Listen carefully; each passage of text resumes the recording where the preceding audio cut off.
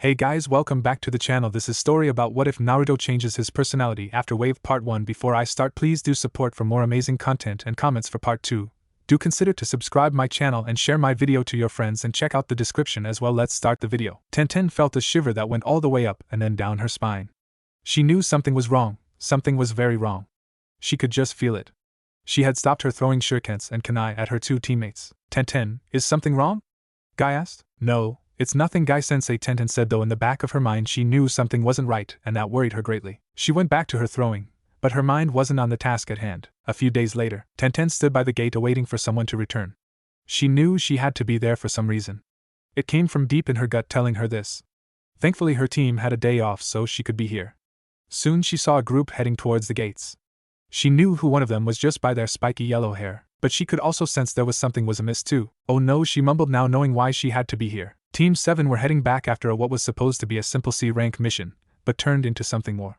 Missing means and a midget tycoon ruling over a town was what they got.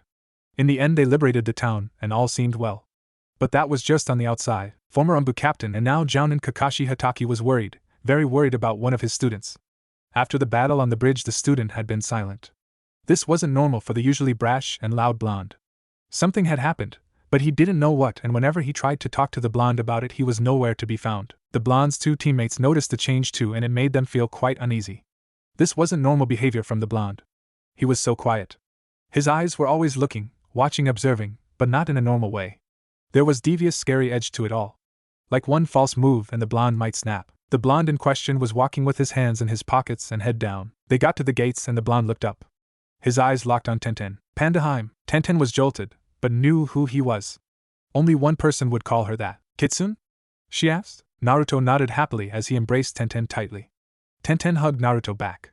This left Team 7 very confused. Though Kakashi did wince hearing Naruto's odd name. Sasuke and Sakura were confused as to why this girl was calling Naruto a different name. They also wondered who this girl was and how did she know Naruto. I am so happy to see you, Pandaheim. It's been so long, Naruto/Kitsune said in a giddy fashion. Yeah, it has, Kitsune. I am happy to see you, Tenten said, smiling, and she was being honest. Naruto/Kitsune then turned to the two Chunin that were the ever-present guards of the gate, and grinned at them in the most scariest and devious manner. I'm Balak, he said in a very scary manner. KKKKK Kitsune. Hey, welcome back, Kotetsu said nervously. Why, yeah? Welcome back, Izumo said, being just as nervous as his Chunin partner. Both Chunin gate guards were scared out of their wits. Their minds flashed back to all the torment that Kitsune caused them. They were all too horrid to even say out loud really. But they still had nightmares of the events every now and again. Even had some scars both mentally and physically on themselves. Seeing Kitsune again brought it all to the front of their minds and they were scared witless. Team 7 was confused why these two Chunin seemed to be afraid of Naruto. And again, why are they calling Naruto by another name altogether? So how was your mission, Kitsune? Tenten asked. Not very exciting, boring really, Naruto/Kitsune said in a disappointed tone. This riled up two members of Team 7. What's the matter, loser? Afraid to admit how badly you did? Sasuke asked. Yeah, are you afraid to say that Sasuke was the best? Sakura screeched. Naruto turned to the two and unleashed a force like no other. It felt like Ki, but it had such weight to it that it couldn't possibly be Ki. Sasuke and Sakura actually felt like they were pushed down by a massive amount of pressure. Like gravity had gotten a lot stronger right where they are standing. They were on their hands and knees doing their best to even breath due to the immense pressure on them. Kakashi felt it too and knew this wasn't any Ki he had ever felt.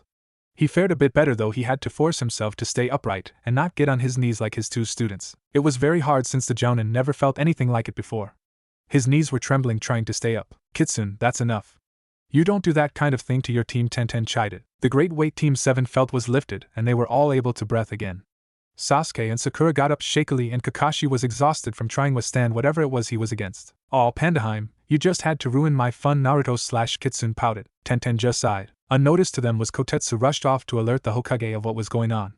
Izumo just hoped Kotetsu would get back in time before Kitsune gets bored or something. Ah, Kitsune, welcome back, Sandame Hokage, Hiruzen Sarutobi said. Hey old man, Naruto said, not even looking at the Hiruzen as his attention was still on Tenten. Naruto, it's rude to ignore the Hokage, Kakashi reprimanded. It's alright, Kakashi. I am quite used to it, Hiruzen said, waving off Kakashi. Come on, Pandaheim, I have so much I want to tell you, Naruto/Kitsune said gleefully. What about your team, Kitsune? Tenten asked. What about them? Naruto/Kitsune asked like they didn't matter. This again riled up two members of Team 7, but before they could shout they were pinned to the ground with several shadow clones standing over them. And by pinned they were pinned to the ground by multiple kunai stuck through their clothes and into the ground. They were shocked and surprised. It all happened so fast that not even Kakashi caught what Naruto did. Let me up, loser, Sasuke ordered. Yeah, you idiot, let us go, Sakura screamed. Hiruzen sighed. He knew that he couldn't be able to stop this. Now we've got work to do, one clone said. Yes, an operation to perform, a second clone said. Procedures that are extremely delicate of nature, a third clone said. All of the clones wore foxy grins on their faces as they looked down on Sasuke and Sakura. This made the two very uneasy. What kind of procedure? Sakura asked. Why, operation, howler monkey removal, a fourth clone said. An operation, Amo stick removal, a fifth clone said. Several other clones pulled out items for the operations. These items included pliers, long-bladed handsaws that looked dulled, pruning shears, a couple wicked-looking knives with jagged and serrated blades, a lock cutter, a toilet scrubber, a rubber ducky, a couple of ping-pongs and ping-pong paddles, etc. A couple of other clones were doing other things. One was washing their hands in a big porcelain white basin, while other were pulling out medical equipment. They were all quite busy. What are you going to do with those? Sakura asked, scared as she stared at all the things that have been laid out. We must use all methods available, the third clone said. And what about that one? Sakura asked. The clone she was talking to just had put on long green latex gloves on. I'm here to give you enemas, the clone said. Enemas? Why the hell would we need those? Sasuke asked, even though he had no idea what an enema was at all. But it didn't sound good at all. To give you a sense of accomplishment, the clone said with a cheerful grin before slipping on a surgeon's mask. The other clones did the same, putting on their surgeon's masks as they were all dressed in the same green medical scrubs along with those plastic booties on their feet. Kitsune, enough, Tenten said sternly. All Pandaheim, just a little bit more. We promise we won't physically harm them in any way, the clone that was holding a pruning shears whined. Yeah, we're just going to mentally scar them for a couple hours. Nothing permanent, another clone said. At least we think it'll be nothing permanent, yet another clone said. No, Kitsune, they're your teammates. You don't hurt your team, Tenten said sternly. Fine, all the clones said, then disappeared along with all their operating tools. This just left the real Kitsune standing there pouting about his fun being taken away. Sasuke and Sakura were free from being pinned by Kurenai. They were shaky and freaked out. They moved as far away as possible from Naruto/Kitsune, not wanting to get involved with whatever happened next. You never let me have any great fun, Pandaheim, Naruto pouted as he folded his arms. Oh, Kitsune, that's not true, and you know it, Tenten said as he wrapped her arms around Naruto/Kitsune's neck. Yeah, guess you're right, Naruto/Kitsune said, wrapping his arms around Tenten's waist. Lord Hokage? Kakashi asked. Oh yes, I suppose you'll need an explanation to this. You and your team come in tomorrow and you'll get it, Hiruzen said like he was totally unaware at what had just transpired. Kakashi just nodded and he dismissed his team. Come on, Pandaheim, I haven't been around for a while. Let's have some fun, Naruto/Kitsune said with a wide grin. Everyone in the village of Konoha felt violent shivers down their backs. Hiruzen sighed as he sat back in his chair. Before him was a huge pile of paperwork. All of it was from the damage Naruto had caused. So far since Naruto, or should he say Kitsune, had returned, the entire village has been in a constant state of fear. Produce in the grocery stores and markets snapping and attacking patrons, random exploding tags going off sending shinobi and civilian alike dancing about in attempts to avoid the low-grade explosives. All of the Hyuga's underwear was tie-dyed shocking pink that glowed so bright you could see it through their pants no matter how dark their pants were nor how many layers they wore. Not to mention that on the rear of all the Hyuga underwear in big letters it said, all deposits in the rear, their hair in electric yellow and spiked up like Don King's. The Inuzukas were all wearing dog collars that read, "Bend me over, I'm a doggy," and many other disturbances. But with all of this going on, the one thing on Hiruzen's mind was what had happened on that mission to change Naruto that made him shift to Kitsune. The next day, and everyone was still cleaning up after Naruto/Kitsune's initial rampage. In the Hokage's office, Team 7 minus Naruto was there. Good, you're here, Hiruzen said. Shouldn't we wait for Naruto? Sakura asked. No, though this involves him. He isn't needed to explain things, Hiruzen said. Now Kakashi, tell me what happened. So Kakashi gave his report, and Hiruzen sat back. When it came to the fight on the bridge, everything connected. So Naruto was put in a situation of extreme stress, Hiruzen said. Yes sir. But does that have something to do with what we saw yesterday?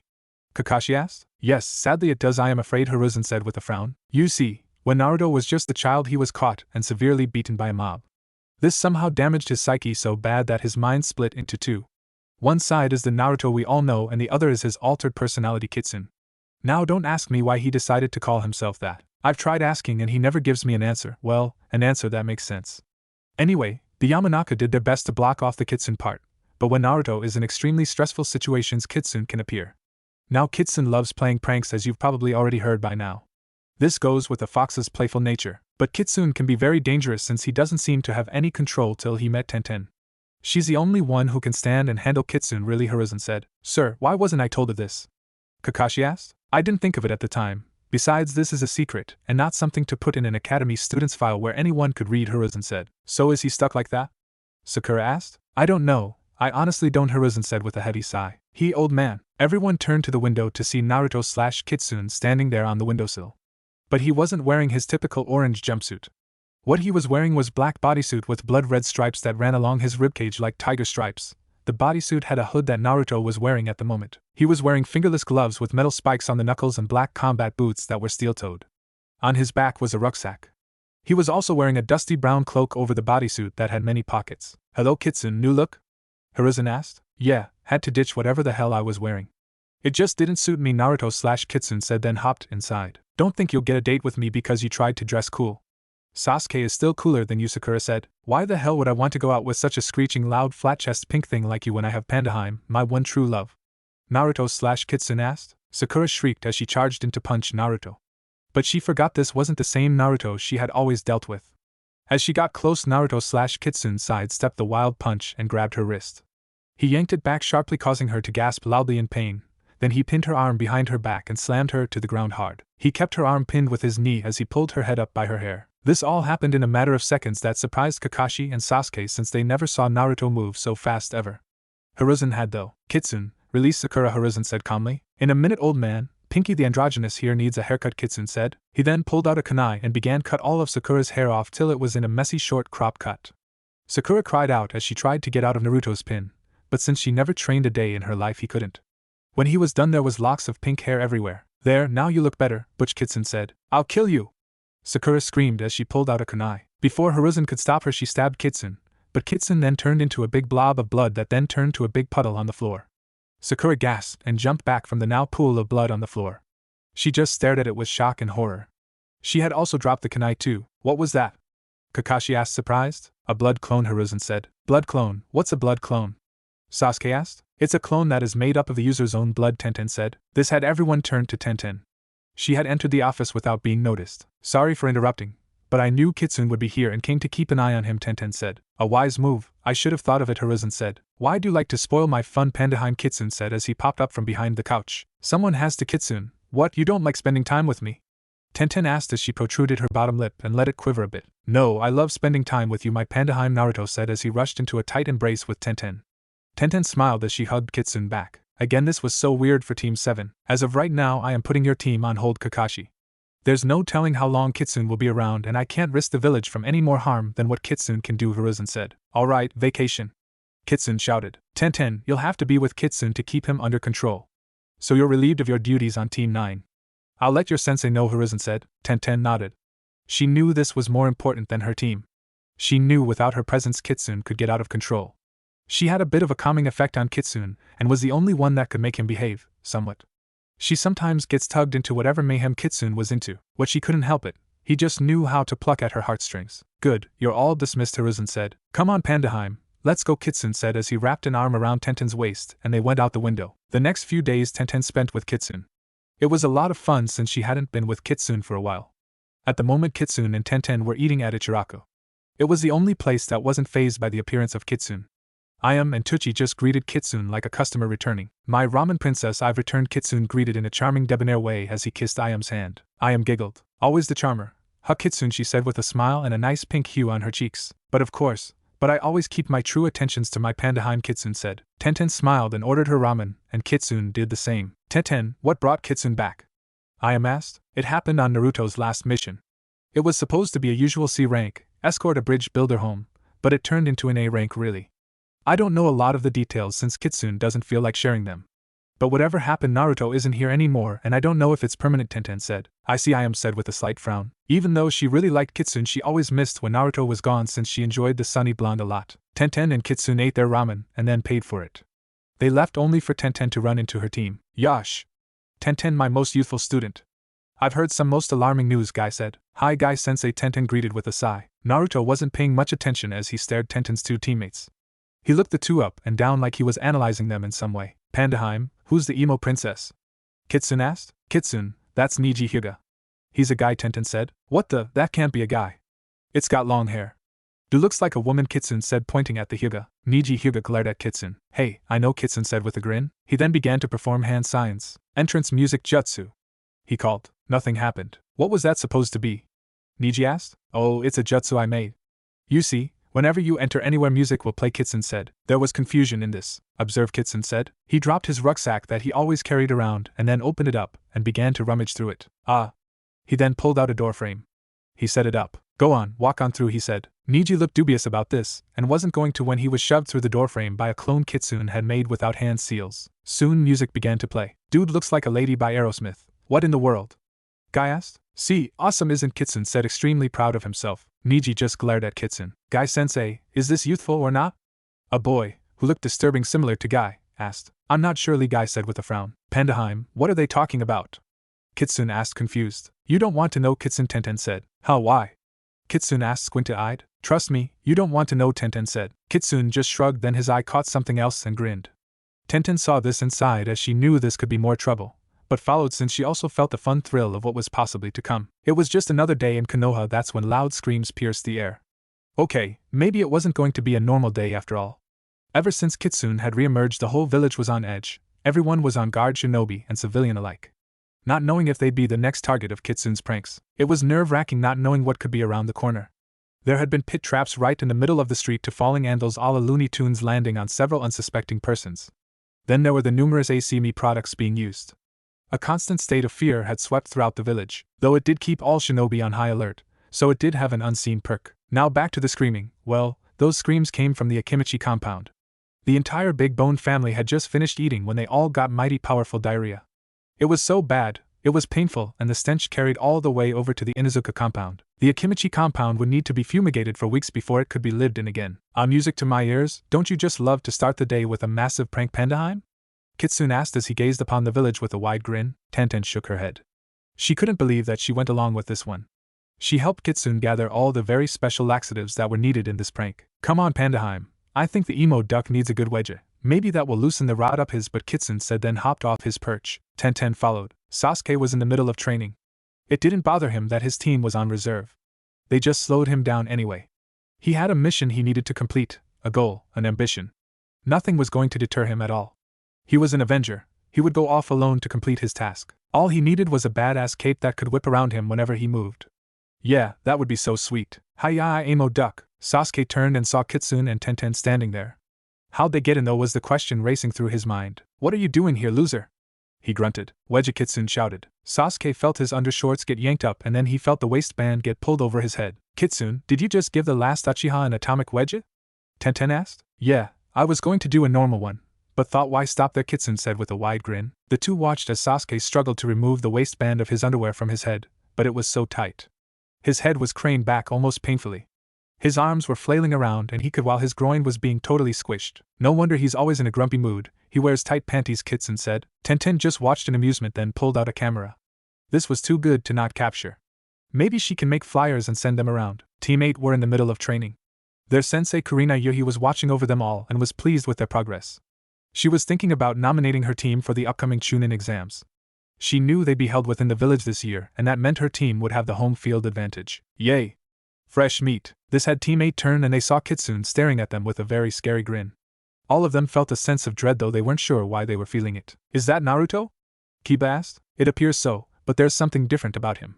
My bugs are telling me to be wary of him, Shino said. Hinata just stared with pink cheeks and poking her two index fingers together. Kurenai just frowned. Tenten just shook her head as she was standing by Kitsune's side. Hey loser, what's with the get-up? Kiba asked as he looked at Kitsune's black bodysuit. Why do you smell like dog pee? Kitsune asked. What did you say? Kiba shouted. Actually, I am curious about that too, Shino said. Kiba just stared at Shino with an indescribable look. Akimichi whimpered. So it's true, mongrels actually do roll in their own filth, Kitsune said in an observant tone. That's it, you're dead, loser. Kiba screamed. The young Inuzuka charged Kitsune before Kurenai could say a thing, but the crafty fox evaded Kiba and slapped a seal on the back of his neck. Hey, what was that? Kiba asked. Oh, just a special seal, Kitsune said. What kind of special seal, Kitsune? Tenten asked curiously. One that if PP here thinks perverted thoughts he gets hurt, Kitsune said. What do you mean, Yuarke? Kiba cried as he fell to the ground clutching his groin. What did you do to my student? Kurenai asked. Just having some fun, Kitsune said, then he walked over to the two remaining members of Team 8. He looked them over. Shino stayed still while Hinata tried to hide herself by trying to bury her head deeper into her oversized coat. You're alright, buddy. In fact, I give you a gift, Kitsune said. He then dropped his rucksack and rummaged through it. Ah. Here it is. He then pulled out a box. What is this?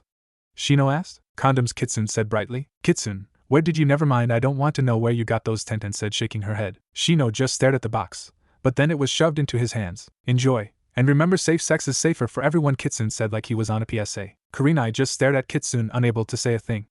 Just who the hell was this kid? Kitsune then went to Hinata and looked her over. I think you'd look hotter if you took off that jacket and showed off that amazing rack you have, Kitsune said, flashing her a grin. Hinata's blush went epic and she was just seconds away from passing out. That is quite rude, Kurenai said sternly. What? I am speaking the truth, Kitsune said. Kurenai sighed as she rubbed her temples. Where's your team? She asked. Oh, them, Kitsune said in a bored tone as he was trying to get Hinata out of her coat. Yes, them, Kurenai said through gritted teeth. Our teams have been put on reserve, Tenten said. Why? Kurenai asked. Tenten hesitated since she wasn't sure what to say. Kitsune, though, however, was still trying to get Hinata out of jacket. It was amazing that Hinata had yet to faint, though she was putting up a fierce resistance. In her mind, though, there was a war raging since one part of her wanted to let Naruto take her coat off and the other didn't want Naruto to see her without her coat. Kitsune! Tenten shouted. What? Kitsune asked as he kept trying to pry Hinata's jacket off. Stop that, Tenten said. Fine, later, Kitsune said, winking at Hinata, who promptly fainted dead away. Well, it's been fun, gotta go. Pandaheim, Tally-ho! Kitsune exclaimed. He then leapt away with Tenten shaking her head and following after him. Hiruzen sighed as he rubbed his forehead. Standing in front of him was Kurenai Yuhi. She came in angry because of Kitsune's actions with her team. I want him punished, Lord Hokage, Kurenai said. I would if I could, Kurenai. Hiruzen said. Why can't you, sir? Kurenai asked. Jounin Yuhi, what I am going to tell you can't go any further than this room. You can't speak a word to it to anyone, Hiruzen said seriously. Kurenai just nodded. Hiruzen gave Kurenai a short version of Kitsune, and she was shocked by it all. So you're saying the village did it? They created him? She asked. Yes, Hiruzen said. But there has to be a way to get him back to normal, Kurenai said. There isn't. Inoichi and Ibiki have tried, but there was nothing. The best course of action was to let it run its course and hope Naruto will return, Hiruzen said. He remembered back the attempts Inoichi and Ibiki tried, and they ended up needing therapy since Kitsune brought on terror that not even the Kyuubi could ever reach. He himself shivered at the thought of what Kitsune had done to two of the best men in the village that can deal with the mind. But we don't know when that will be, Kurenai said. No, we don't, Hiruzen said tiredly. So the only thing that keeps this Kitsune restrained is this Tenten girl?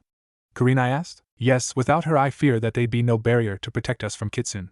Sure, he plays pranks on anyone he thinks needs them, but I believe without her then Kitsune's pranks might turn malicious to even deadly, really, Hiruzen said. Kurenai shivered as she remembered hearing some of the big pranks that Kitsune had done, and knew if it was an enemy then there'd be deaths instead of harmless pranks. The next day Team 10 was training as Kitsune, and Tenten came by. Ooh, more playthings! Kitsune exclaimed. Tenten just sighed and followed Kitsune. Team 10 looked at the duo. What's that loser going on about? Ino asked with a snort. Shikamaru though was more wary. Something was different with Naruto. Like this person wasn't Naruto at all. So then Nara would be keeping his guard up just in case. As for Chuji, he was confused to what was going on. Naruto was very different today, Asuma sighed. He had heard about Kitsune from stories and the recent happenings. He never thought he'd see him. He was worried what he'd do to him and his team. Kitsune walked over to Team 10 and looked them over, nodding his head. He then went Chuji first and fished out of his rucksack a book and handed it to the big-boned boy. What's this? Chuji asked. Kama Sutra, the Ultimate Edition. Guaranteed to give not only you, but your partner the greatest pleasure, Kitsune said. Tenten sighed. She wasn't even going to ask where Kitsune got the book. You pervert! Ino shouted. Wow! That's a nice pair of lungs you go there, Kitsune said as he cleaned out his ears with his pinky. He then went over to Shikamaru. You have an inkling to what's going on here, so I am going to give you some advice. Shikamaru was curious to this advice and leaned in. What he was met with was a big pie on the face. Eat a lot of pie! Kitsune shouted. Shikamaru wiped the remnants of pie off his face. Troublesome, he muttered. Kitsune then went to Ino and she stepped back cautiously. Come on, I promise it will only hurt once and I'll be real gentle, he said with a wide smile on his face. Why, you're sick, Ino stuttered. Kitsune paused and got into his thinking pose. He then pulled out something from his rucksack. It was a podium. He then pulled out a tweed jacket and a pair of glasses. He put them on and stood up on the podium. I suppose we're all sick in certain ways. Why, the world is full of sick people. Some physically sick and others mentally or emotionally sick. But we shouldn't judge them by it.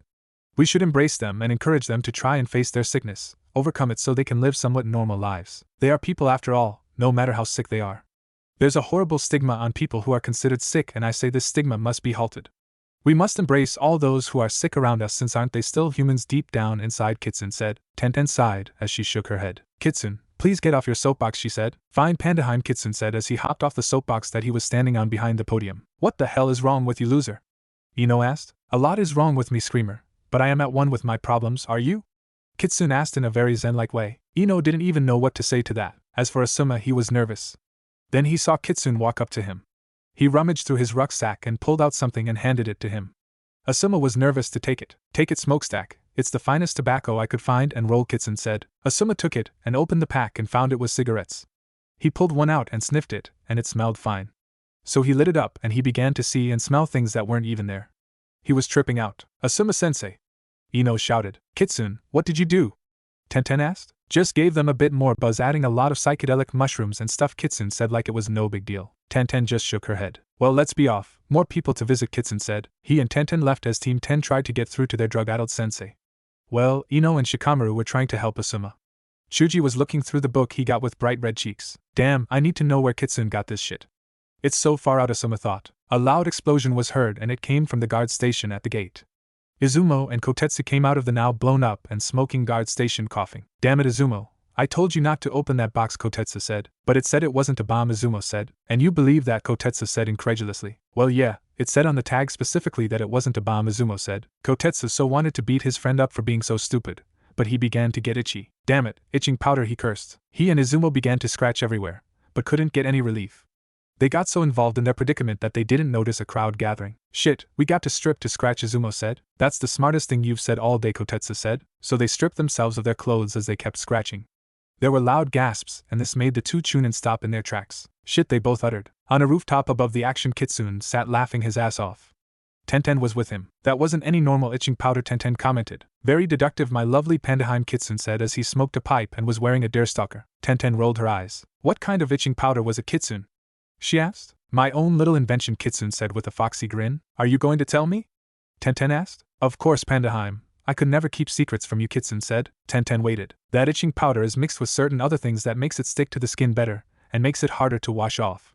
In fact, if water comes into contact with it, then it gets worse, not better," Kitsune said. "And how do you get rid of it?" Tenten asked. "Bath in pure olive oil.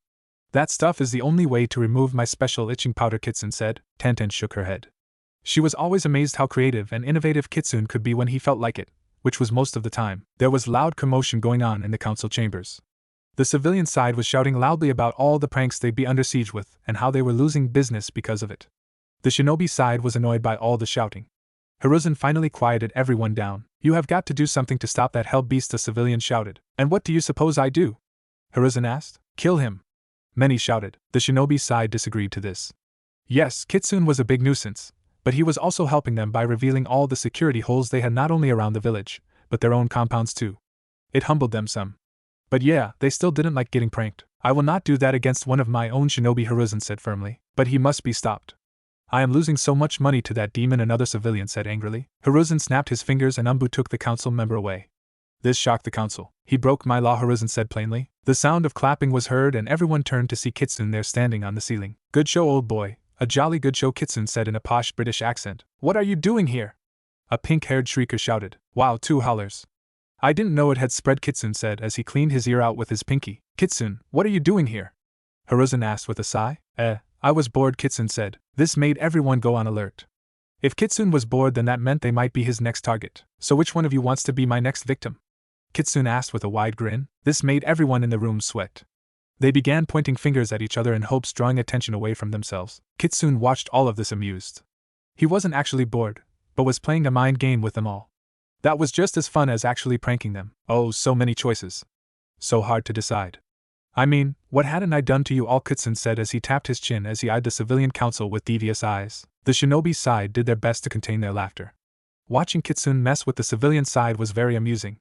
Finally Tsuminazuka broke as she roared with laughter, thumping her fist on the table. "I am so glad I amuse you, my dog goddess," Kitsune said. Tsum stopped and turned to find that Kitsune was now by her side. "How'd you get here so fast?" she asked. The rest of the shinobi council noticed this, and that was the same question on their mind too. "I walked," Kitsune answered. This made them all look at Kitsune with an incredulous expression. "But my dog goddess, I wish to ask for your permission to pursue your dog maiden," Kitsune said. Tsum asked. "He means he wants to pursue your daughter Hana," Shikaka said. The rest wondered how Shikaka understood Kitsune. "Ah, I see you have been reading my Kitsune dictionary, Sir Lazy," but Kitsune said as he bowed to the head of the Nara clan. "I have, though it was quite troublesome," Shikaka said tiredly. "Use it well, my son, for many answers will be found in that book," Kitsune said in a solemn priest tone. He was also dressed as a priest to match his voice. "Kitsune, we're in the middle of a meeting, is there something you needed?" Hiruzen asked. "Yeah, the Chunin exams are coming up. I want in, Kitsune said. You want to participate in the Chunin exams? Hiruzen asked in total surprise. Sure, could be fun. Besides, I need new targets.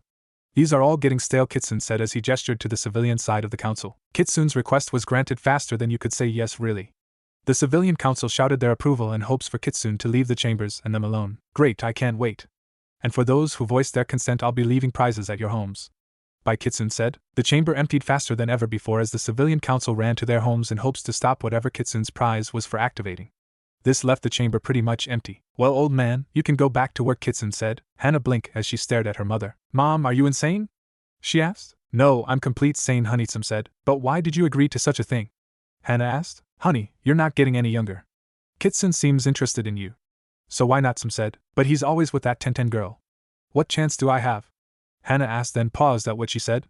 What the hell did I say? I don't want to be courted by him, she thought. Why not my dog Maiden? You're as lovely as a golden retriever and as fierce as an Alaskan husky, Kitsune said. Hana jumped hearing Kitsune's voice, then looked to see him standing right by her. How did you get here and how long have you been there? She asked. I walked to get here and I've been here for a while, my dog Maiden, Kitsune said. Why are you calling me that? Hana asked. What dog Maiden? Kitsune asked. Hana nodded. Why not, Kitsune said. Hana groaned as she rubbed her temples. Some grinned at this. This ought to be fun, she thought. Kitsune had a grin on his face as he stood waiting for his team. Sasuke and Sakura appeared, both keeping their distance from Kitsune. Sakura's hair was growing back, though she had to have it properly cut after Kitsune hacked her hair off so it could grow back correctly. Sasuke looked like he still had his undies up over his head. Looks like Pervy the One Eye is going to be late. I'd better get him, Kitsune said, the dashed off. In no time at all, Kakashi was being dragged by Kitsune by the back of his collar. What did you do to Kakashi-sensei? Sakura shrieked. I got him here, Kitsune answered. She means how'd you do it, loser, Sasuke grunted. Oh, easy. I just snuck up behind him and kicked him in the balls. He dropped like a rock, Kitsune said. Sasuke and Sakura just blinked, both totally shocked. I'll never live this down. Snuck up on by a genin and taken down, Kakashi mumbled. Yeah? Now that we're all here, it's time for me to announce we're going to be in the Chunin exams. So best get ready to have your asses handed to you all, Kitsune said in a super excited manner. What are the Chunin exams? Sakura asked, confused. So that big forehead is just for show. It actually has no real function at all, Kitsune said. Sakura screeched as she went to lash out at Kitsune, forgetting who she was dealing with. Her fist never connected. Instead, she spun around like a top dude to throwing all of her weight into the punch. You know you might be able to get more weight in your punches if you had anything on your chest, Kitsune commented. Shut up. Besides, Sasuke likes girls with my kind of figure, Sakura said with red blotchy cheeks. Okay, so what you're saying is Emo Duck likes boys, Kitsune said. Sasuke doesn't like boys, Sakura shouted. But you just said he likes girls with your kind of figure, and your figure is quite boy-like. So Sasuke likes boys, Kitsune said. Kakashi actually thought Kitsune's argument had merit. Now I am saying nothing is wrong with that. I mean, everyone should have the right to love whoever they want to love, no matter the body shape or their sex preference. Everyone deserves love. From the smallest babe to the biggest person, love should always be given to those, no matter what. It is love that keeps the world at peace and harmony. The mighty philosophers Paul, Ringo, John and George said, all you need is love, Kitsune said as he was once again up on his soapbox podium. Kakashi blinked and wondered when Kitsune pulled that out. He never saw it coming. He then shrugged and went to read his Ika. But as his eyes began to move across the page, he fell back screaming. He threw the book away from himself. My eyes. I was wondering when you'd get my gift, Kitsune said, now off his soapbox podium that had disappeared from sight. What was it? Sasuke asked as he picked up the now discarded book. Oh, just a graphic history of homosexuality in color, and in amazing 3D, Kitsune said. Sasuke looked and began flipping pages. So you were right, Howler. He does like guys, Kitsune said. Sakura just stared, looking quite shocked at what she was seeing. It couldn't be real, it had to be a dream. Yeah, it had to be a dream. Any time now she'd wake up. Yes, it is all a dream, my precious little but Humper doesn't like any but mine, it's all a dream, just a dream. I shall wake up and know that there's only but he will want to hump and that it mine, all mine, Kitsune whispered in Sakura's ear like he was trying to hypnotize her. Kitsune, Tenten said. Kitsune turned to Tenten, who had appeared on the Team 7's training ground since her team had already parted ways after her sensei announced their nomination to the Chunin exams. Shhhh Pandaheim, I am about to make her think she's an actual howler monkey, and she likes to throw her poopy all over people, he said with a grin. Kitsune, it's not nice to do that to your team, Tenten said sternly. Yeah, but it's fun, Kitsune countered. Tenten shook her head. Kitsune stretched his arms as he wandered around. He was bored. Since announcing to his team they'd be in the Chunin exams, he had nothing to do. Well, that wasn't really true. He still pranked the hell out of certain people and clans, but that had lost most of its flair. He needed new challenges, victims. It didn't mean it had gotten totally boring either. But there was only so many times you can prank someone till they get wise. So Kitsune needed fresh meat and a new strategy. Kitsune, I do need to train for the Chunin exams, Tenten said, but that's boring, Pandaheim. Why train when it's much more fun messing with everyone and everything? Kitsune asked. I'd like to advance to Chunin, Tenten said. Kitsune paused and thought, then stopped and got on one knee, taking Tenten's hand. Very well, my beloved Pandaheim. I shall help train you for the Chunin exams so you can kick all sorts of ass and be the baddest ass kunoichi ever, he announced. Tenten smiled at this. Kitsune was many things that would be associated with being crazy, but he did really care for her, and if she wanted something he'd help her in any way possible so she could get it. Whether it would be legal was up for debate, however. Great, let's go to a training ground, she said. Tenten felt good. She had been training with Kitsune's clones and that got her skills sharpened, and she worked on other things too. Sure, she did some training with her team, but she liked working on her own, and Kitsune's clones were a godsend. She didn't have to worry about actually harming Kitsune at all, and go all out on the clones. Plus, when she hit the clones, they always did overly dramatic death acting. It was kind of funny. Right now she and Kitsune were walking, enjoying the day. That's when they saw 3 figures run by them. What the? Tenten asked. Come, Pandaheim, I have a feeling excitement has come, Kitsune said with a grin. Tenten sighed and followed Kitsune. They found a little kid being held up by their collar by what appears to be a Sunanin. Kitsune got a big grin on his face. Little brat, I am going to teach you some manners, the Sunanin growled. Kankuro, knock it off, the Suna Kunoichi said in an annoyed tone. Yeah, just let me get this out of the way, Kankuro said. He then pulled his fist back and slammed it into the kid's face. But got a surprise. As soon as his fist hit the kid, he exploded with a burst of bright neon pink paint that splattered all over him. What the? He shouted. Tenten raised an eyebrow since she knew this was Kitsune's work, but how was the question? Kitsune did a quick switch with the kid and replaced him with his newest innovation, exploding paint clone. An exploding paint clone is pretty much what it says. The clone explodes, but in a burst of paint. Color varies. But that wasn't the end of the prank.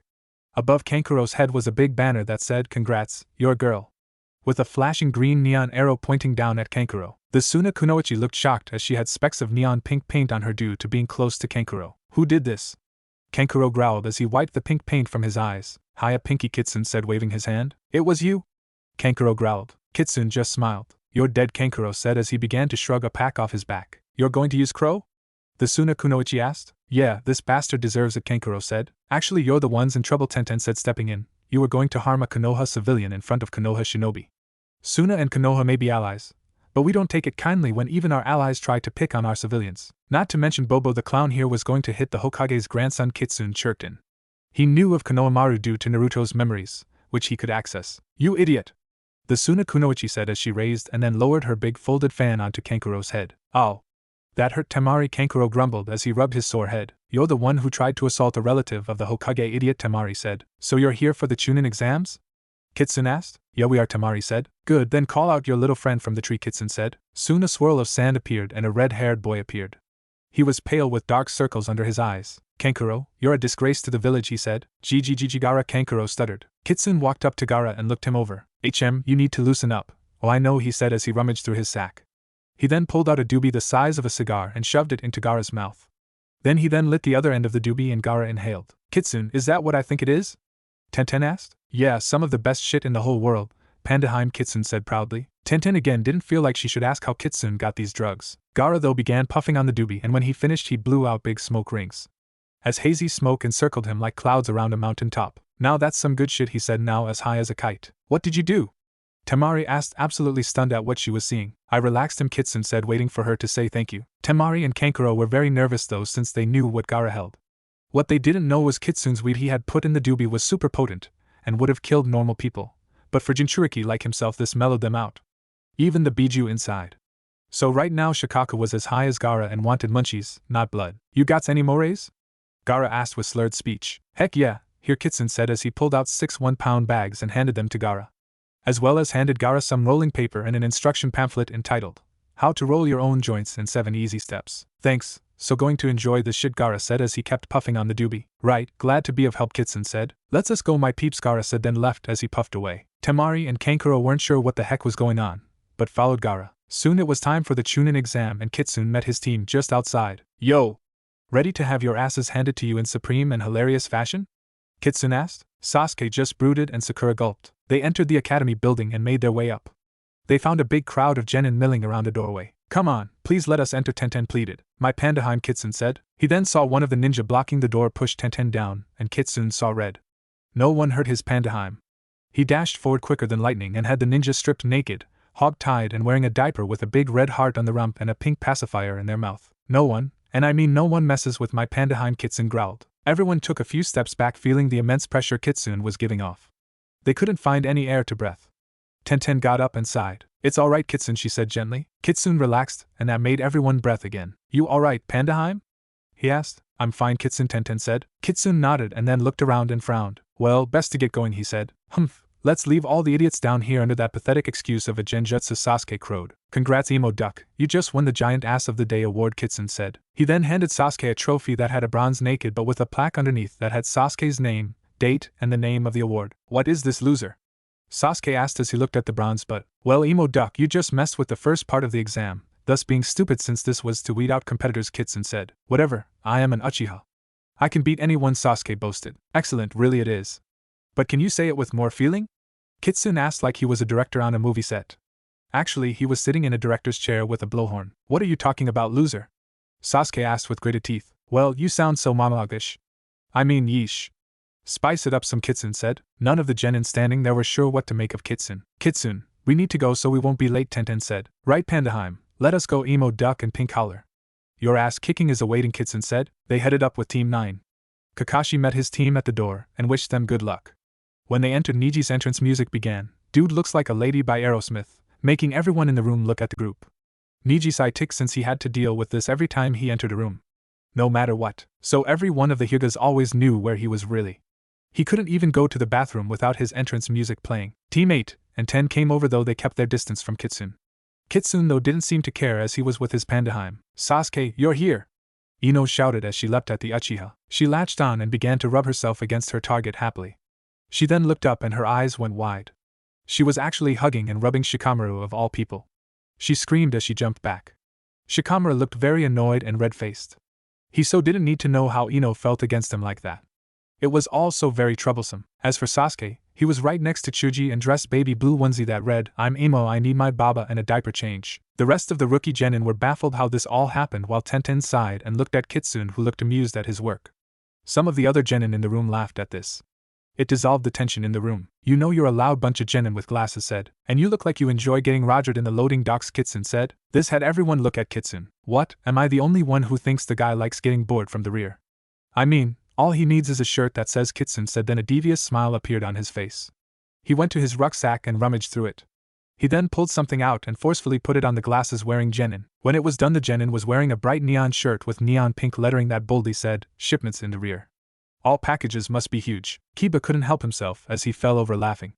Other genin in the room laughed again since this was too damn funny. Tenten shook her head. The genin wearing the shirt tried to take it off, but couldn't. Why can't I get this thing off? He asked as he wrestled with the shirt. Kitsune just grinned. Fuinjutsu?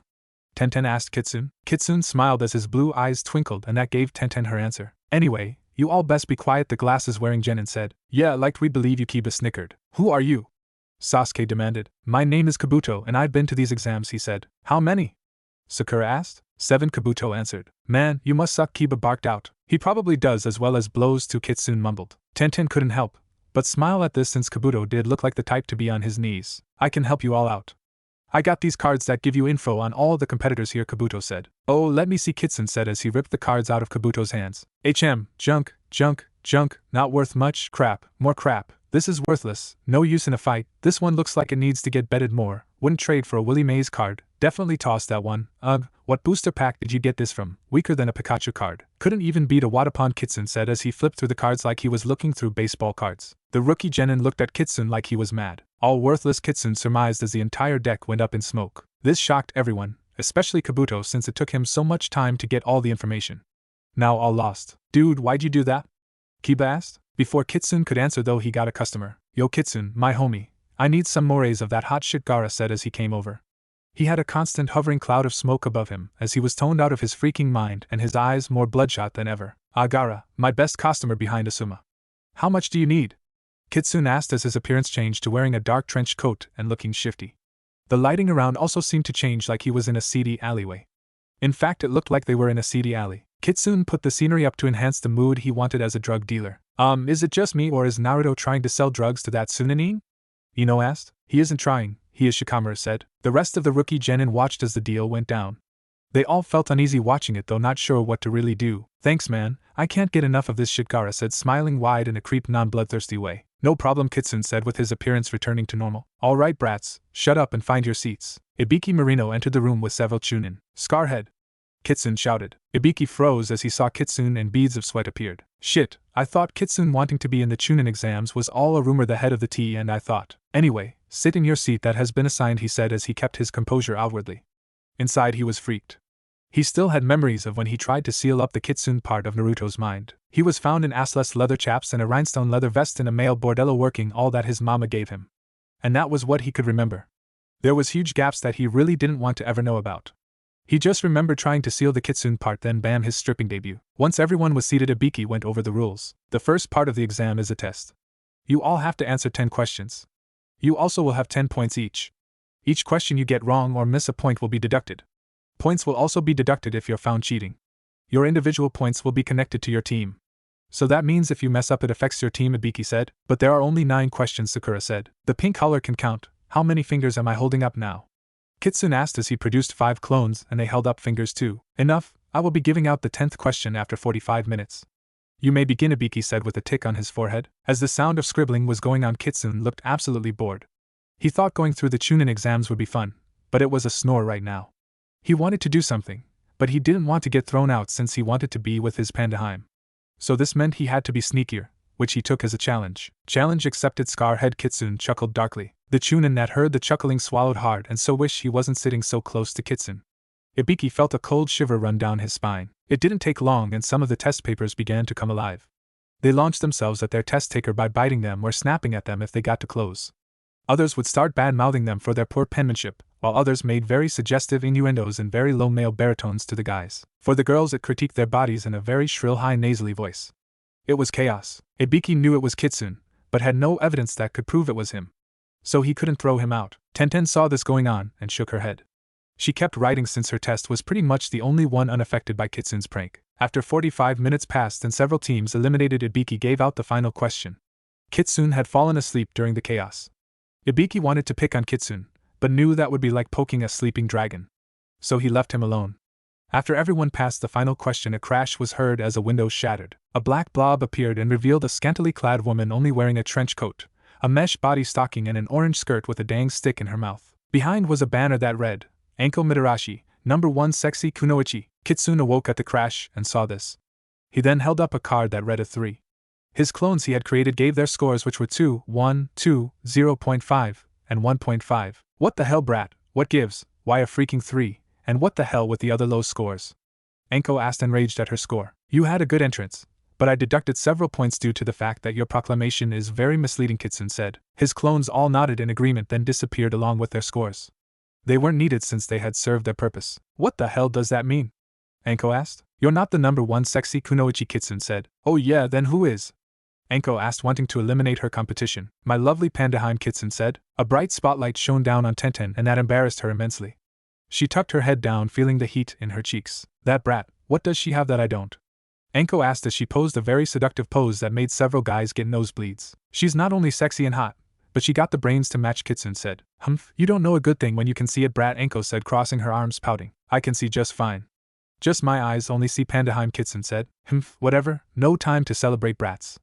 I'm your next examiner, and I bring the hell, Anko said as she cackled like a madwoman with a very insane glint in her eye. This made all the remaining genin scared. Kitsune jotted something down and walked over to Anko and handed her his note. Anko read and crumbled it. What the hell do you mean I got no style, brat? She shouted. Simple, this is how you induce fear into these worthless peons, Kitsune said with a sinister grin. The lights grew dim till you couldn't see much. Then scary ominous music began to play. Dark smoke began to billow out of nowhere and swirl, and then chilling laughter was heard from all over, it seemed. Foolish mortals, prepare for your deaths. I am your worst nightmare come true. A very dark ominous voice said. All the genin were trying hard not to wet themselves. Appearing out of the cloud of swirling dark smoke was a big muscled demon-looking figure. He was black-colored with highlighted blue streaking through him like veins. He had 2 grotesque horns sticking out of his forehead, and a blazing fire for hair and shiny cold black eyes that glared at all the genin present. I am Beelzebub, the demon of your destruction. The demon roared. That did it, the genin all fainted. The lights came up and Kitsune stood there smirking at his work. And that's how it's done, amateur, he said, then walked out of the room. The only one unaffected was of course Tenten. She sighed and shook her head as she looked around. Anko stood there utterly shocked at what she had seen. I am so going to want to learn that shit, she said. Ibiki, however, was cowered in the corner, scared out of his mind. Not of Naruto's demon performance, but Naruto decided to mess with him while doing the demon performance. What he did was reveal a few gaps he had in his memory after he tried to seal Kitsune up. The gap he revealed was of Ibiki wearing a little Bo Peep costume, and tending to a lot of inflatable sheep and caring for all of them in a very loving manner.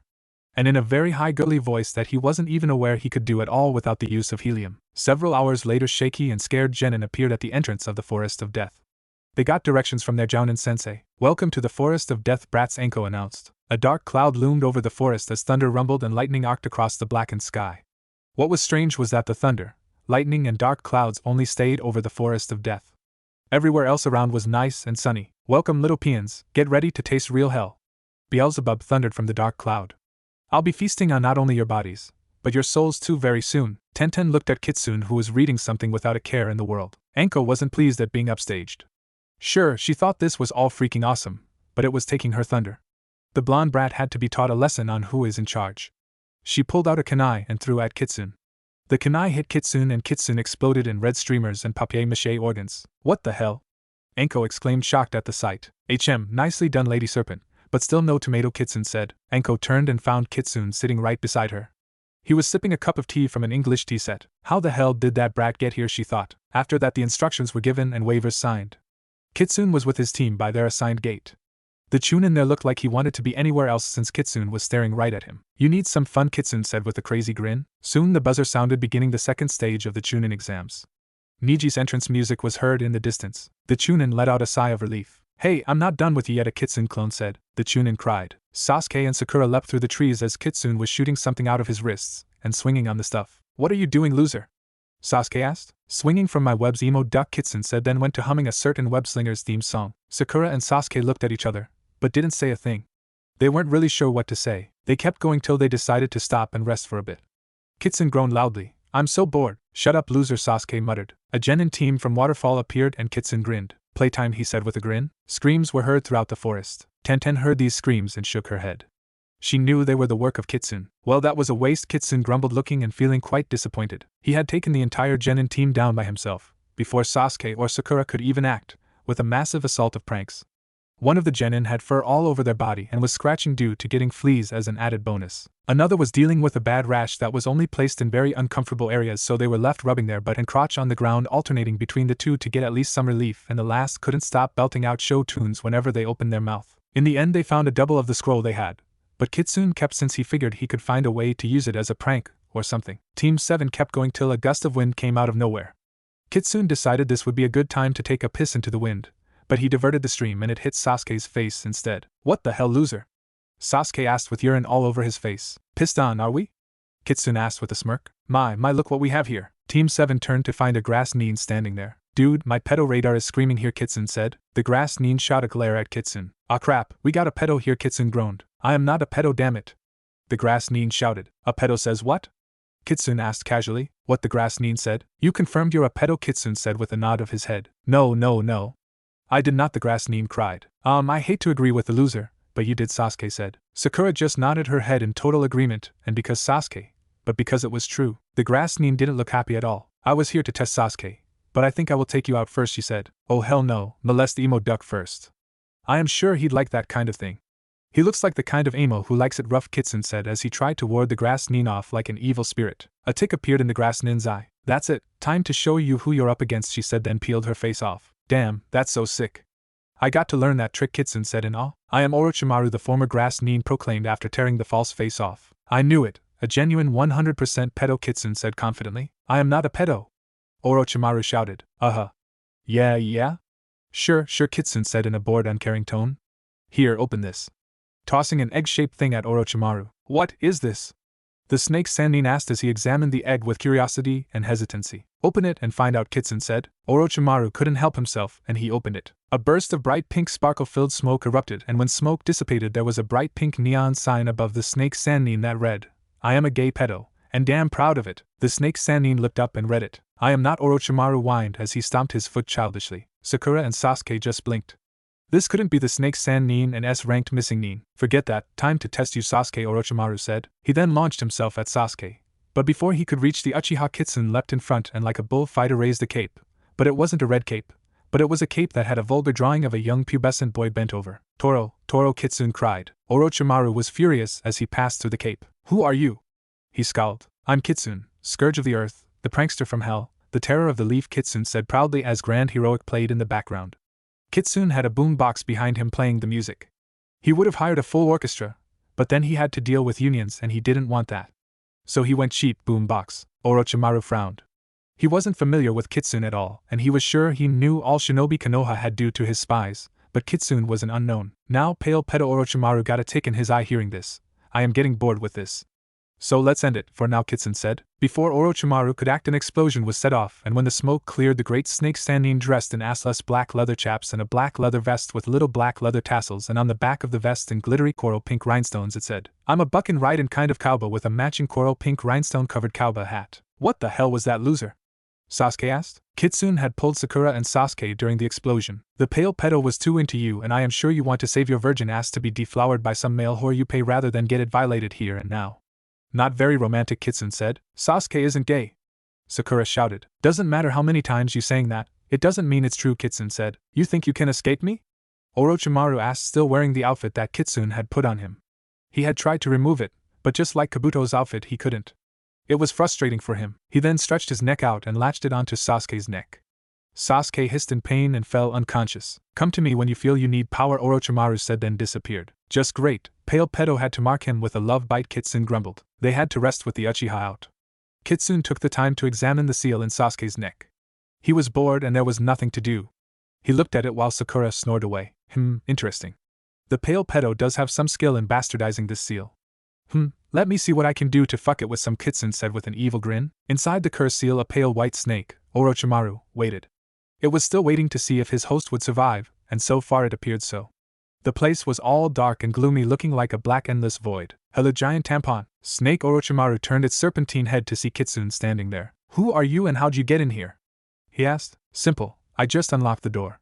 You've got crappy locks by the way, Kitsune said as he rocked back on his heels looking around. Geez, this place needs some razzle-dazzle, it's so emo gloom chic. Leave this place, at once, Snake Orochimaru demanded. Why would I leave when I just got here?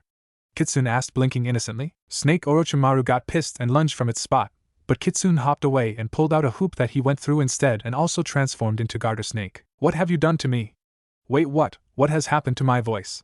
Snake Orochimaru squeaked. His voice was now like a chipmunk. Then now, let's get you all caged up and take you to show and tell, Kitsune said with a grin. Snake Orochimaru tried to slither away, but Kitsune caught him, threw him into a glass tank with a sun rock and gravel bed. I am not a pet, I am Orochimaru. The greatest of the Sannin, the immortal being. Is that a rat? Snake Orochimaru asked. Yup, you hungry, BB? Kitsune asked. Snake Orochimaru nodded and Kitsune dropped the rat inside and he ate it. Wait, what the hell am I doing? I am not a pet, and did that twerp call me BB? He thought. Oh, forget about it, this rock is so nice and warm. Kitsune turned on a heat lamp for his new pet BB. Now time to have some fun, he said with a grin. He then began decorating the entire space in lavender, baby blue, hot pink and garish yellow. He then added magazines that had cover pics of moody boys and other magazines that had all the latest fetishes for gay couples. He also put a jukebox in with every show tune there was. Right, my job is done here, Kitsune said as he dusted his hands off then left. Kitsune leaned back grinning now out of the seal. He had given BB to QB as a pet since QB had been such a good sport. I so love this kid, the giant fox said. The Biju had been watching everything that had been going on since Kitsune's reappearance. He just loved watching all the shit Kitsune did. It was his favorite show. It annoyed the hell out of him when Naruto was in charge because he was really no fun compared to Kitsune. Naruto was all about training and becoming Hokage while Kitsune was all about creating and causing as much mayhem as he could. They finally got into the tower with the 2 required scrolls. It was a tiring thing and Kitsune was bored of it all. When the second trial was done with and Hiruzen explained things, he bowed out. The Chunin exams weren't as fun as he thought they'd be. So he sat up with his team watching the prelims. Time to get bitch slapped, emo duck, Kitsune said happily. Sasuke glared at Kitsune then went down and fought his opponent, Yoroi Akato. He's a sucker, Kitsune observed. He was watching as Sasuke's opponent absorbed Sasuke's chakra. Hey, if you really want to suck something, aim lower and more towards the center. It's small so you might miss it a couple times. But you know what they say, great things come in small packages. Kitsune shouted. There was utter shock and then laughter from some hearing this. Kakashi's eye was wide as he felt some heated looks on his back. Those looks were coming from his fellow jounin. Well, not all of the jounin since Asuma was stoned out of his mind at the moment. I didn't teach him that, I swear, he said desperately. His fellow Jounin didn't seem to believe him. Come on, are you shy? You like sucking everywhere else. Kitsune shouted. Your teammate is a nuisance, Yoroi said. You have no idea, Sasuke growled. The match finished with Sasuke using a fire jutsu burning Yoroi. He then walked back up. Not your type, Amo duck? Kitsune asked. Sasuke ignored Kitsune. Not to worry, I am sure that there's a guy that'll get you all stiff and stuff, Kitsune said. Sasuke isn't gay. Sakura screeched. Ino nodded in agreement with this. The next couple of matches were a bore really. Then when it came to Sakura and Ino's match, Kitsune grinned. And now for your viewing pleasure, the Konoha Network proudly presents Girly Ass Smackdown. Kitsune announced with a voice that filled the room. In this corner is the pansy who can be heard all the way to IWA, the girl with the boy body. It's Pinky the Howler Monkey. Sakura was furious as her cheeks were a crimson red. She was so going to kill Naruto or Kitsune or whatever he called himself. He was making her look like a fool. And in this corner is the girl with a set of lungs that it must be a pleasure to bust her drum, the girl that likes to show skin to wet every guy's pants. It's Stripperella.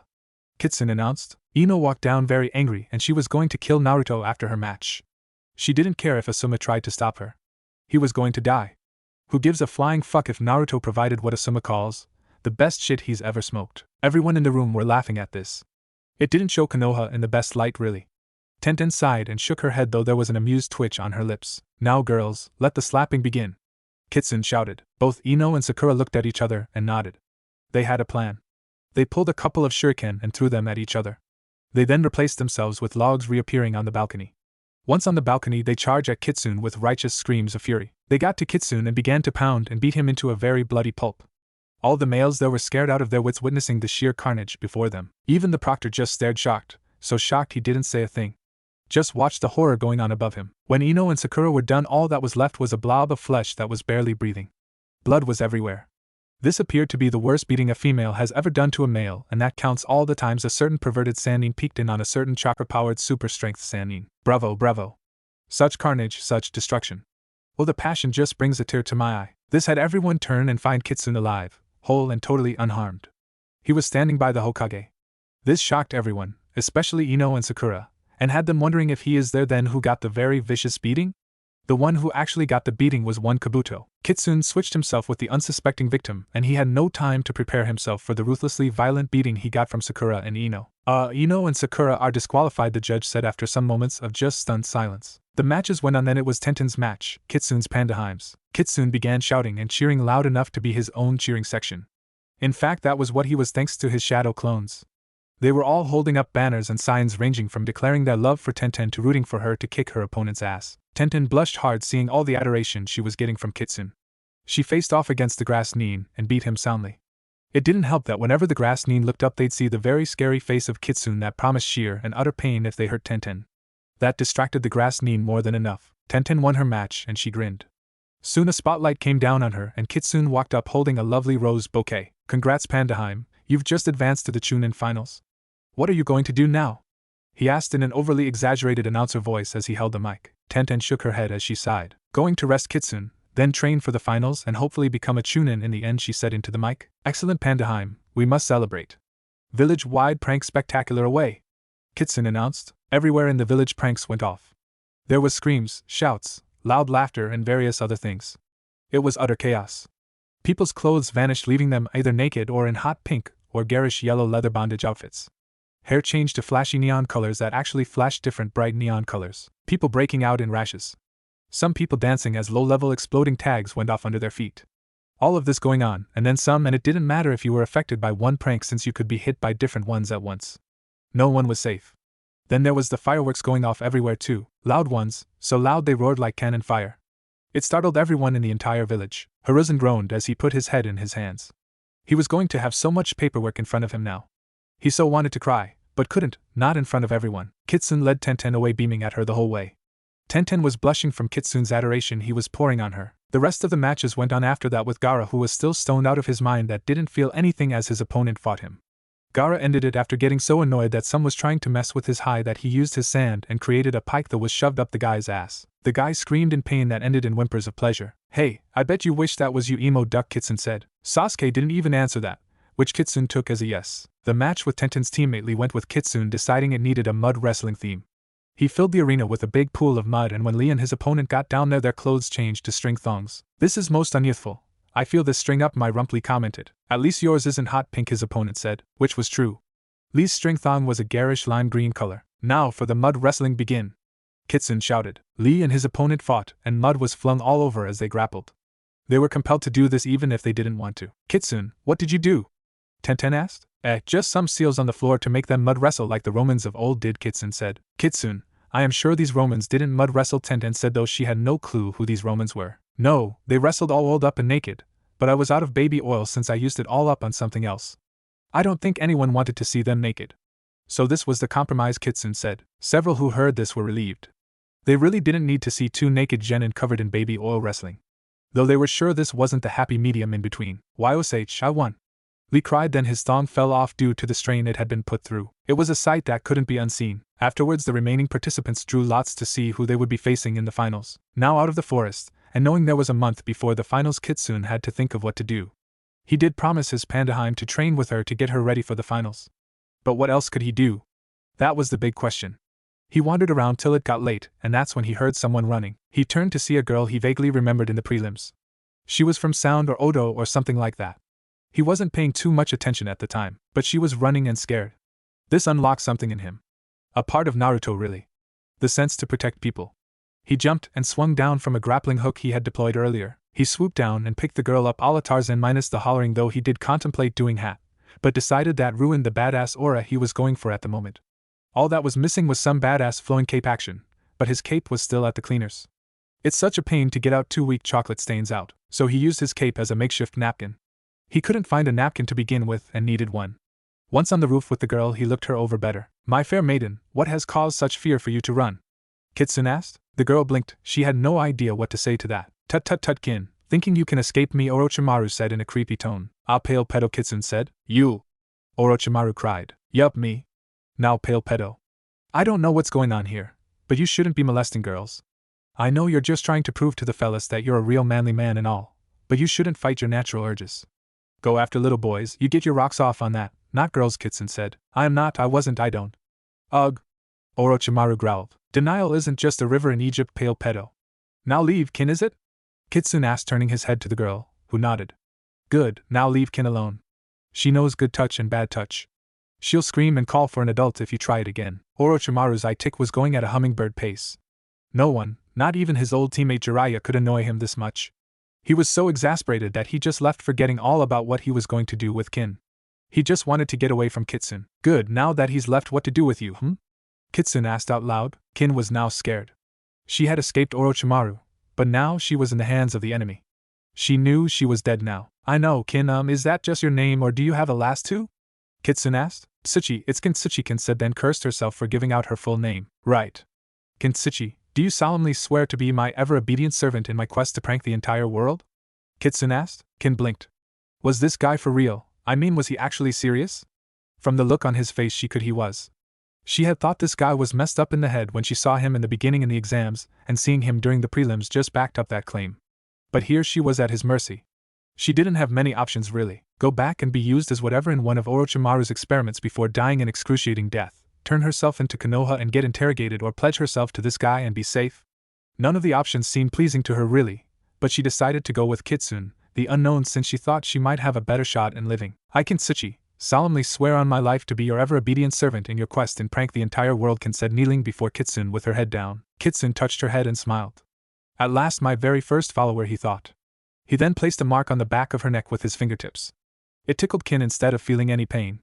The mark was of a fox with a set of maracas in its paws and big huge stoga in its maw. Arise, Kin, he said. Kin did. You're my first of many followers who will spread my brand of chaos, mayhem, and free 50% discounts every 4th or 5th Friday in between the times of 4 to 6, Kitsune said with an insane grin. Maybe I should have just turned myself in, Kin thought. Tenten walked to the training field she was using to train to find Kitsune standing there looking quite pleased with himself. Oh, who had been pranked this time without me knowing? She thought. Pandaheim, my grand plan of world pranking domination has now begun, Kitsune said with such a euphoric glee. This made Tenten pause. Okay, this is new. He must have just come up with this, she thought. Oh, it has, she said, like she knew Kitsune's plan all along. She had quite a bit of practice over the years with Kitsune to get the act down very well. Yup, I already got my first follower too, Kitsune said happily. And who is it? Tenten asked. My minion, come forth, Kitsune called. Kin walked out feeling uncomfortable since she was wearing the same bodysuit as Kitsune, though instead of the blood red stripes they were a blue color, but everything else the same as Kitsune. Along with the rucksack, her But she's the girl from the exams, Tenten said, shocked. Yup, I found her running from the pale pedo and took her in. She was a lost lamb, and as the great shepherd I herded her into my flock, Kitsune said with wizened wisdom. Wait, pale pedo? Kitsune, what happened during the exams? Tenten asked, confused. Here, I wrote out everything, Kitsune said as he pulled out a book. Tenten shook her head and took the book and began to read it, and her eyes widened hearing that Orochimaru had appeared and then this girl, named Kin, was running from the snake Sannin. Tenten felt like this was much bigger. And of course Kitsune was in the middle of it. Kitsune, did you tell the Hokage about this? She asked. Why, he's too busy with all that paperwork he loves so much? Kitsune asked. Tenten sighed. Kitsune, Orochimaru is an S-ranked missing nin. He's very dangerous. You were lucky to get away unscathed, really.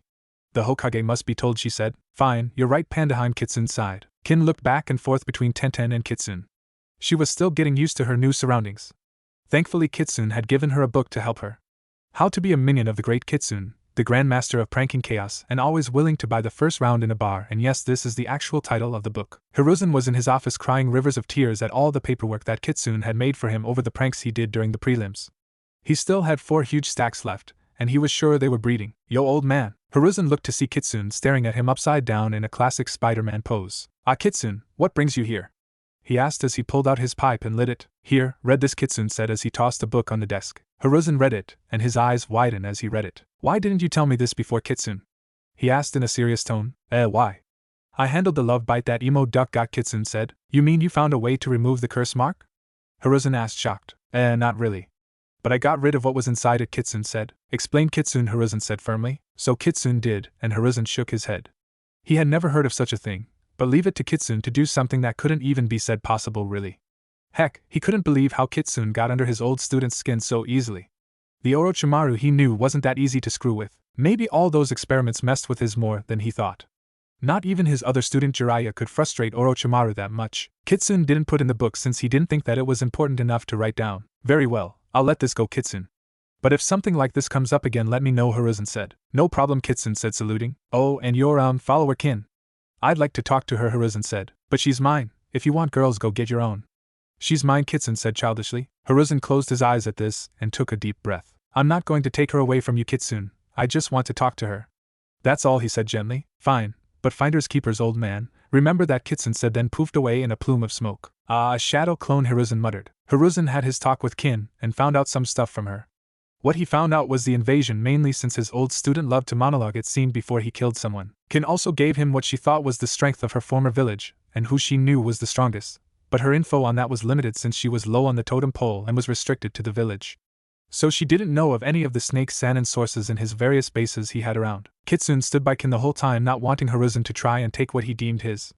At the end of meeting, Kitsune and Kin left, leaving Hiruzen to plan a counter-assault against his old student. Tenten sighed as she took a deep drink of ice-cold water. She was resting after some serious training for the finals. Kitsune was sitting under the shade rocking on his heels. He was a bit winded, but happy he was helping his Pandaheim. One of the things he loved to do, really. You got this in the bag, Pandaheim, he said confidently. To become a Chunin isn't all about strength and power, Kitsune. I also have to show that I have the mental capabilities to be a Chunin. To know when to fight or retreat, and also have some leadership skill too, Tenten said. Ah, that's no fun, Pandaheim. That sounds like work, Kitsune mumbled. Tenten just shook her head. It's what I want to do, Kitsune. Now where is your follower? She asked. Oh, Kin's out recruiting. She said she might know a few that are willing to join me, Kitsune said. And you trust her, Kitsune? She used to work for Orochimaru? Tenten asked. Of course I trust her, Pandaheim. Besides, I placed a seal on her so I know where she is and other special surprises, Kitsune said with a grin. Tenten shook her head. I should have known Kitsune would have some plan in place, she thought. Right, ready to go again, Pandaheim? Kitsune asked. Tenten nodded and got up. Kin sighed as she shook her head. Why the hell did I say yes to this? I mean, what was I thinking? How the hell can I convince these people? They are stronger than I am. Ugh, I can't believe I got myself in this situation. This Kitsune is totally insane, but he's a hell of a lot nicer and kinder than Orochimaru. I made my bed and now I have to lie in it, she thought. Making her way, she snuck through, making sure she kept herself as concealed as possible. What helped was all the goodies in the rucksack she carried that was given to her by Kitsune.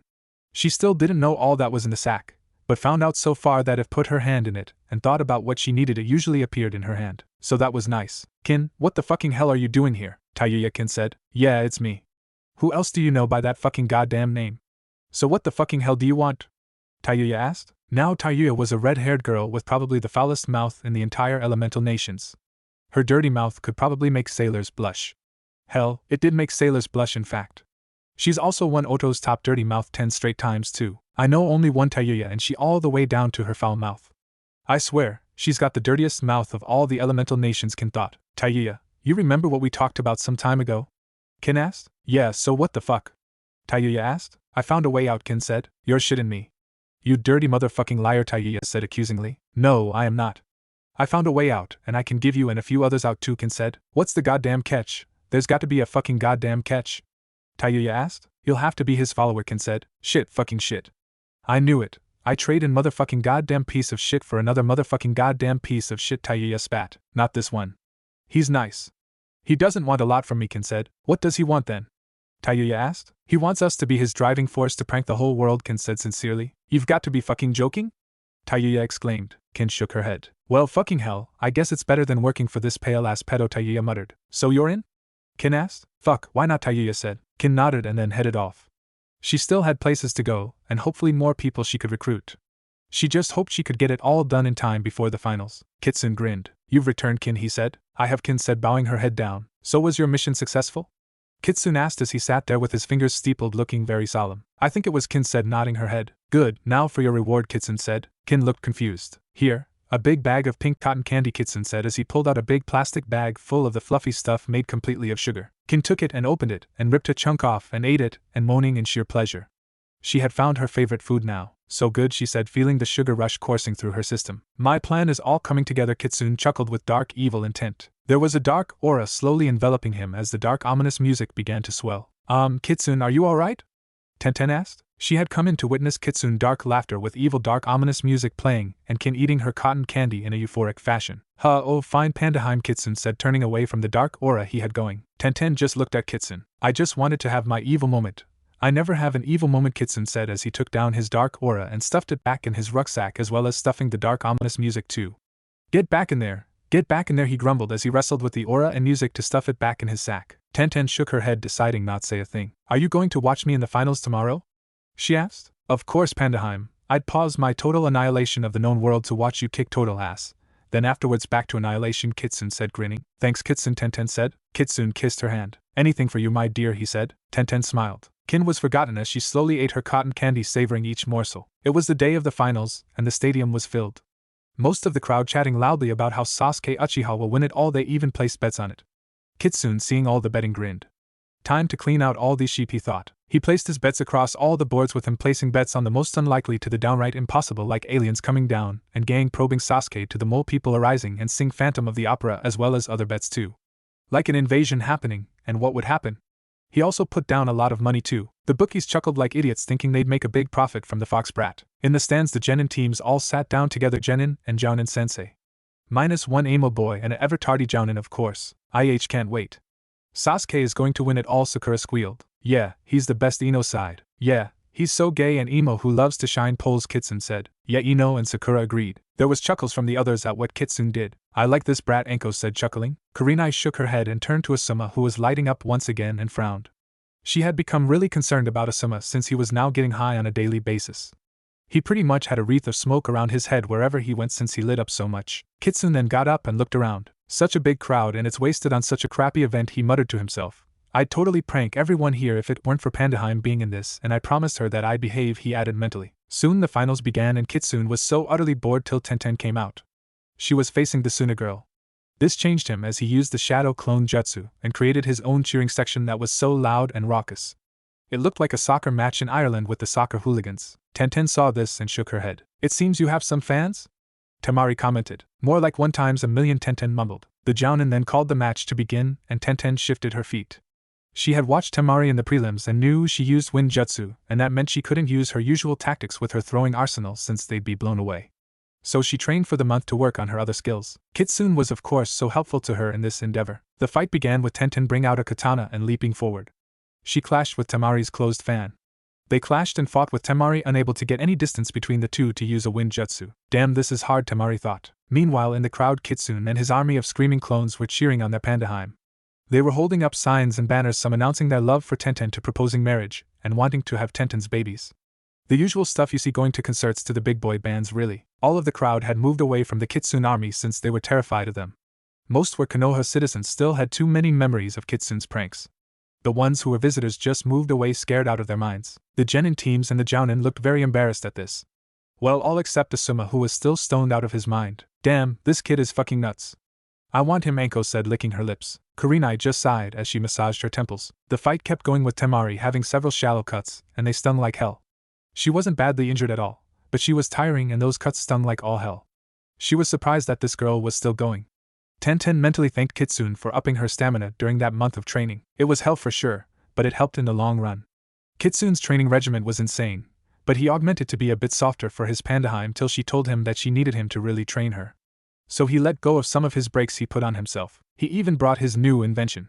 He called it a time turner and said he could turn back a total of 3 days to get more training. Kitsune wore a white lab coat, spiffy spectacles and an Oxford jacket underneath the lab coat when he explained the whole thing to her. It was way over Tenten's head, of course, since she was sure Kitsune used words that he most likely made up. Like quantum tubular quacks, radio headache, synchrobutastastical flux, and other words that were just as long and mostly made up. In the end, Tenten got the training she needed and then some. Thanks to the time turner, they kept turning back 3 days, and once the ended they turned back another 3. She even saw herself on the turn days and was afraid of the paradox.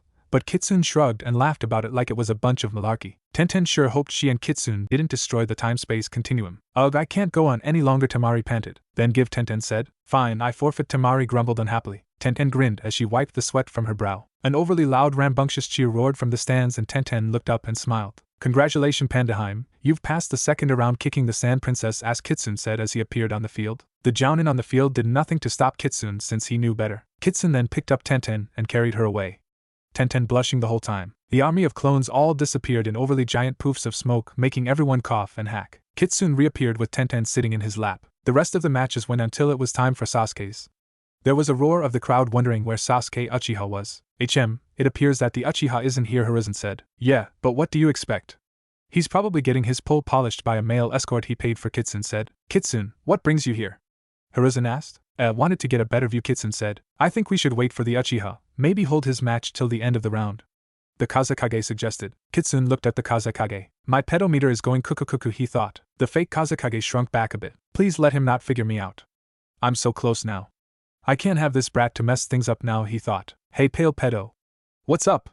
Kitsune cried. Pale Pedo, wait. That's what he calls Hiruzen thought. So my old student, you're here, he said. Shit, it's too early for my invasion, Orochimaru thought as he cursed Kitsune's appearance. So Pale Pedo, you like dressing up too?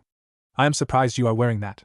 I am sure you'd feel more comfortable in maybe, this Kitsune said. Orochimaru was out of his Kazekage disguise and in a vapid hot pink leotard with a bulge centered in the crotch for compensation. On the front of the leotard it read, Flame on baby.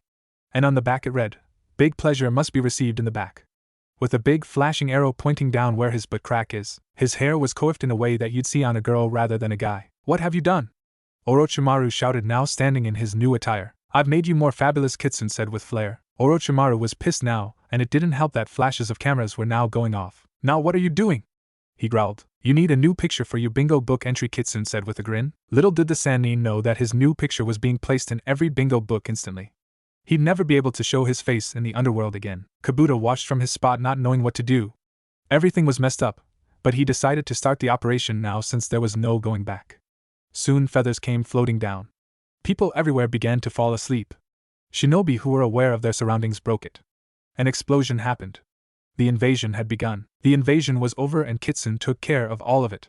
He didn't like that this stupid thing had interrupted his Pandaheim's day, so he went batshit crazy on all the attackers. Nobody ruins my Pandaheim's day, he announced with vengeance in his voice. The sound Nin were hit with balls that expanded when it hit their target, and left the Nin hanging in a very sticky web with the spider leering at the captive like they were its next meal, or like they wanted to molest them. It was hard to tell the difference really, and no one wanted to check what their sex was. All they knew was when the Konoha Nin cut the sound Nin down they curled into a fetal position, sobbing uncontrollably, muttering about bad touch. It's a bad touch. Other sound Nin got abducted by shiny silver flying saucers and little gray men. They'd be returned clutching their buttocks and crying, but that would be much later of course. Probing takes time to do right, as you all know. The Suna Nin got off easy compared to the sound Nin, as some were bound in nylon ropes and landed, so they were all rump up and got a paddling by an army of shadow clones, each taking turns of 50 whacks per clone. Each clone getting their turn up to smack bat. Some other Suna Nin who avoid the paddling got attacked by uncontrollable fart attacks that propelled them forward even if they didn't want to. The smell was so bad they'd gag for air, suffocating from their own flatulence. It didn't help that the gas hovered right over the Chunin like a brown stink cloud, so they were unable to move and get any fresh air. The supposed snake summon that was supposed to appear was taken down before it could cause any damage. It was taken down by a huge inflatable doll. How this happened, you really don't want to know. Let's just say every who saw it got an education they could have done without. Many who had unfortunately witnessed the event would have nightmares for weeks to come. Not even the Yamanaka clan could help ease this at all, since it was burned into the victim's psyches. As for the snake Sannin, he fled before Kitsune could really torture him along with his elite guard. This left Kitsune pouting. He wanted to mess with the snake Sannin some more. With the interruption of the finals that made it that no one got promoted, and Suna Nin that were in Konoha were under arrest, and in cells awaiting a new treaty to be signed between the two villages.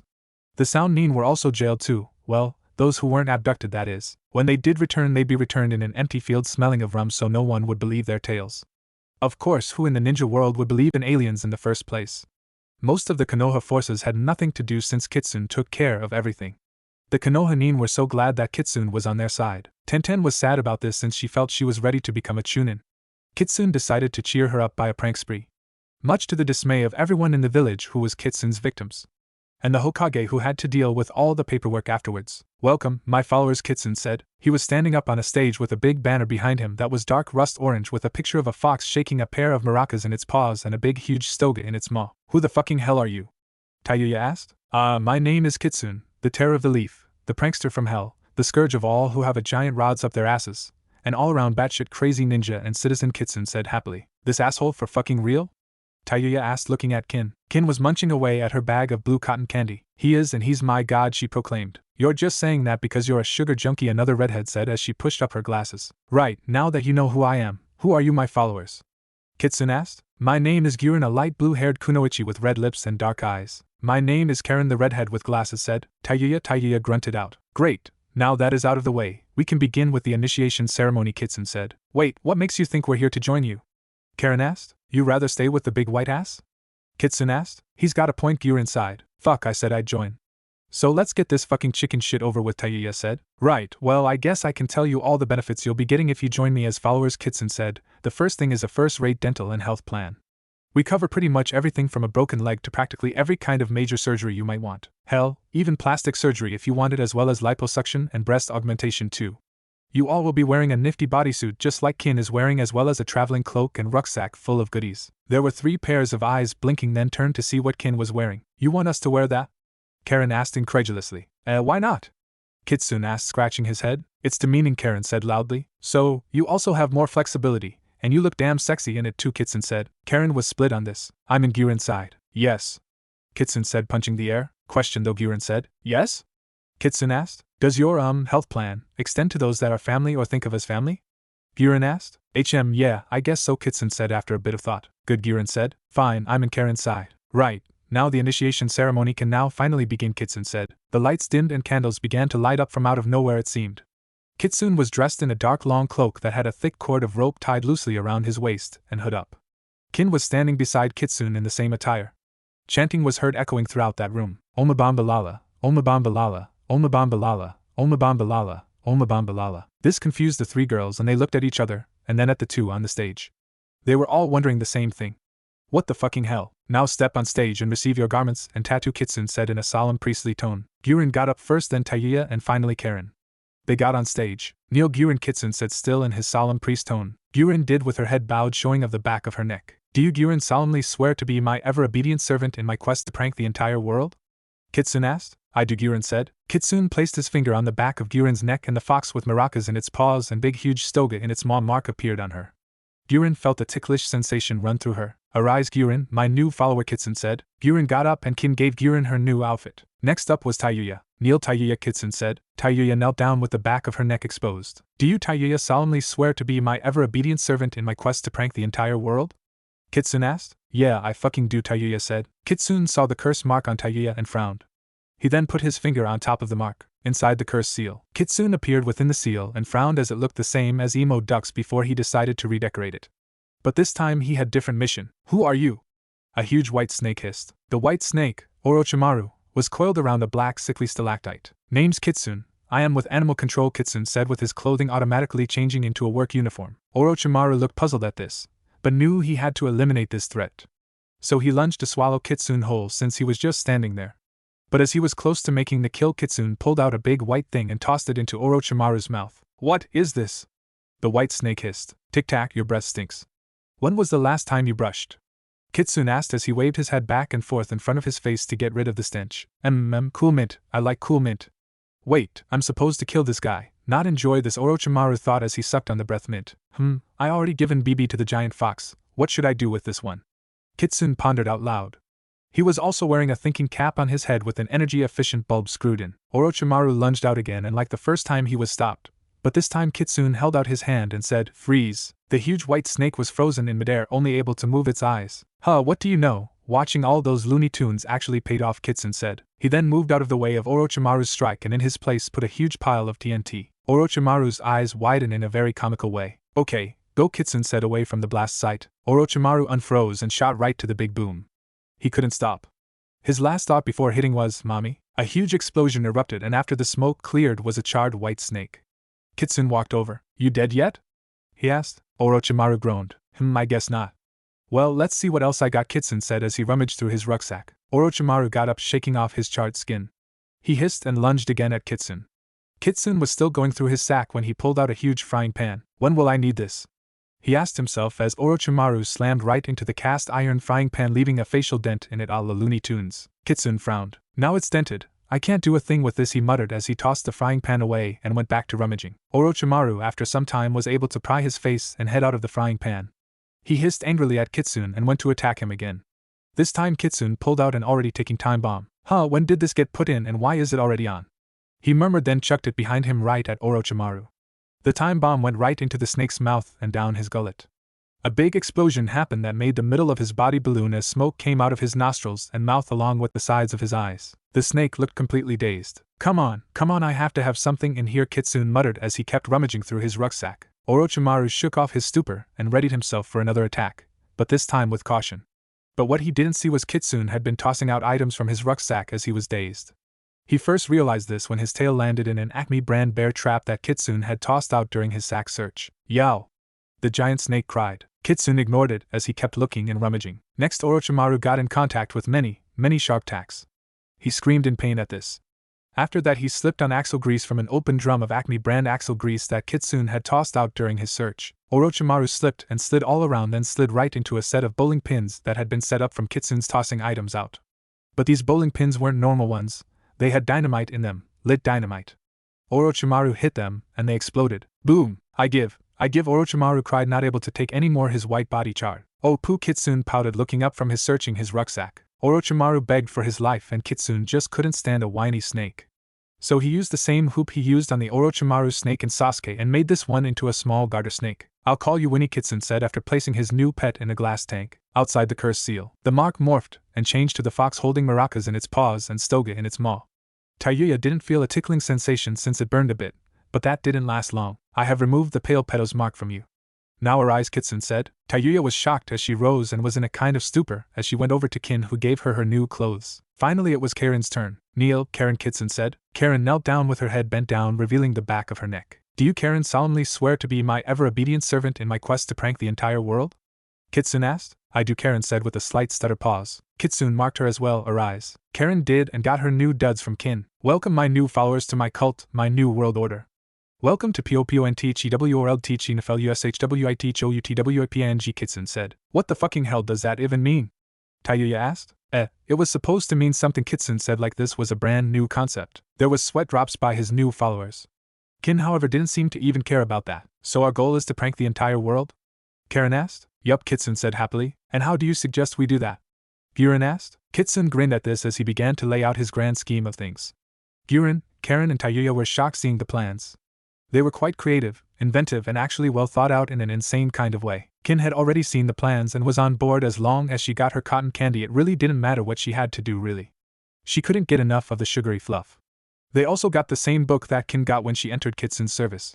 It would be very helpful to them all. Things in Konoha were mostly back to normal, though that meant pranks went off everywhere and on anyone really. Two figures were running around screaming about their springtime of youth and on how youthful their flames were. Everyone gave them a very wide berth. Guy-sensei, I feel my youthful flames a-flamingly said. Yes, Lee, feel those flames flaming, they will guide you to the great springtime of youth, Guy said. Guy-sensei, Lee, Guy-sensei, Lee. They then collided, hugging each other, but something different happened along with the typical sunset and waves crashing upon the rocks. Their clothing vanished, leaving the two completely naked, and very bad porno music played. Screams were heard throughout the crowd who had the displeasure of seeing the sight.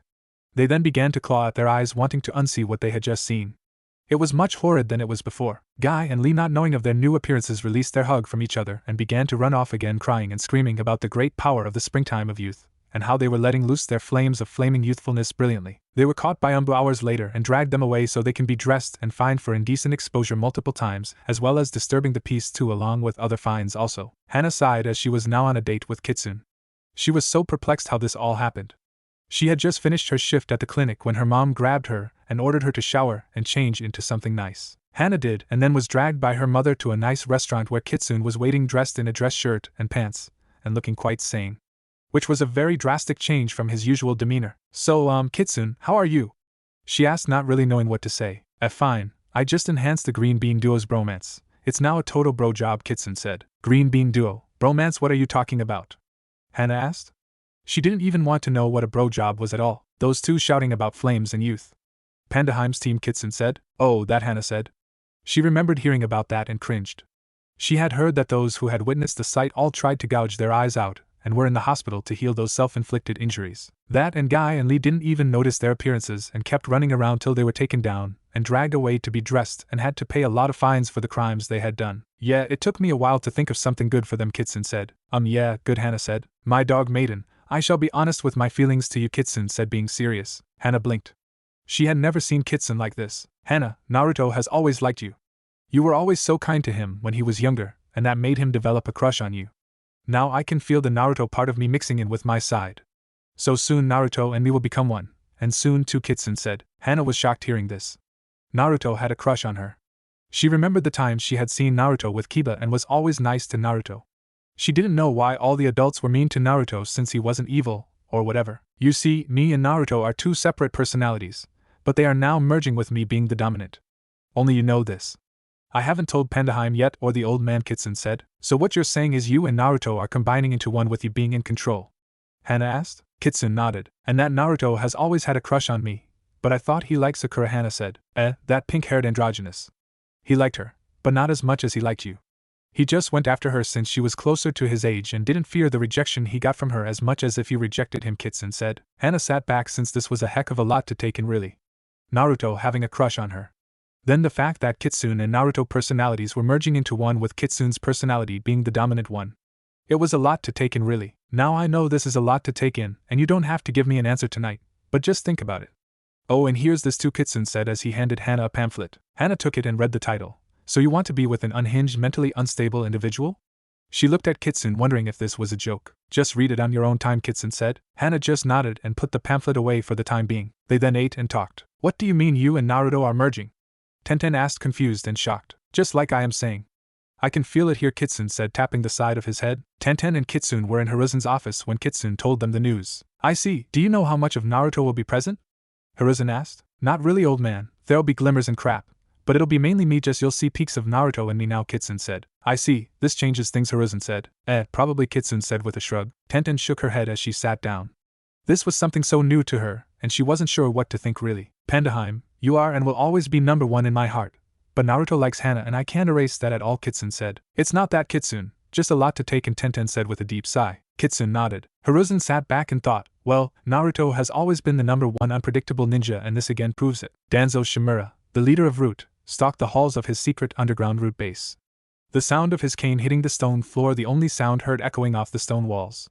He made it to his office and as soon as he fully sat down his chair shattered like it was made out of cheap matchsticks. Danzo grunted in pain and then tried to get up using his cane, but that fell apart as soon as he put his full weight on it, and he went down again. Only this time when he landed he felt several sharp pains that made him jump up.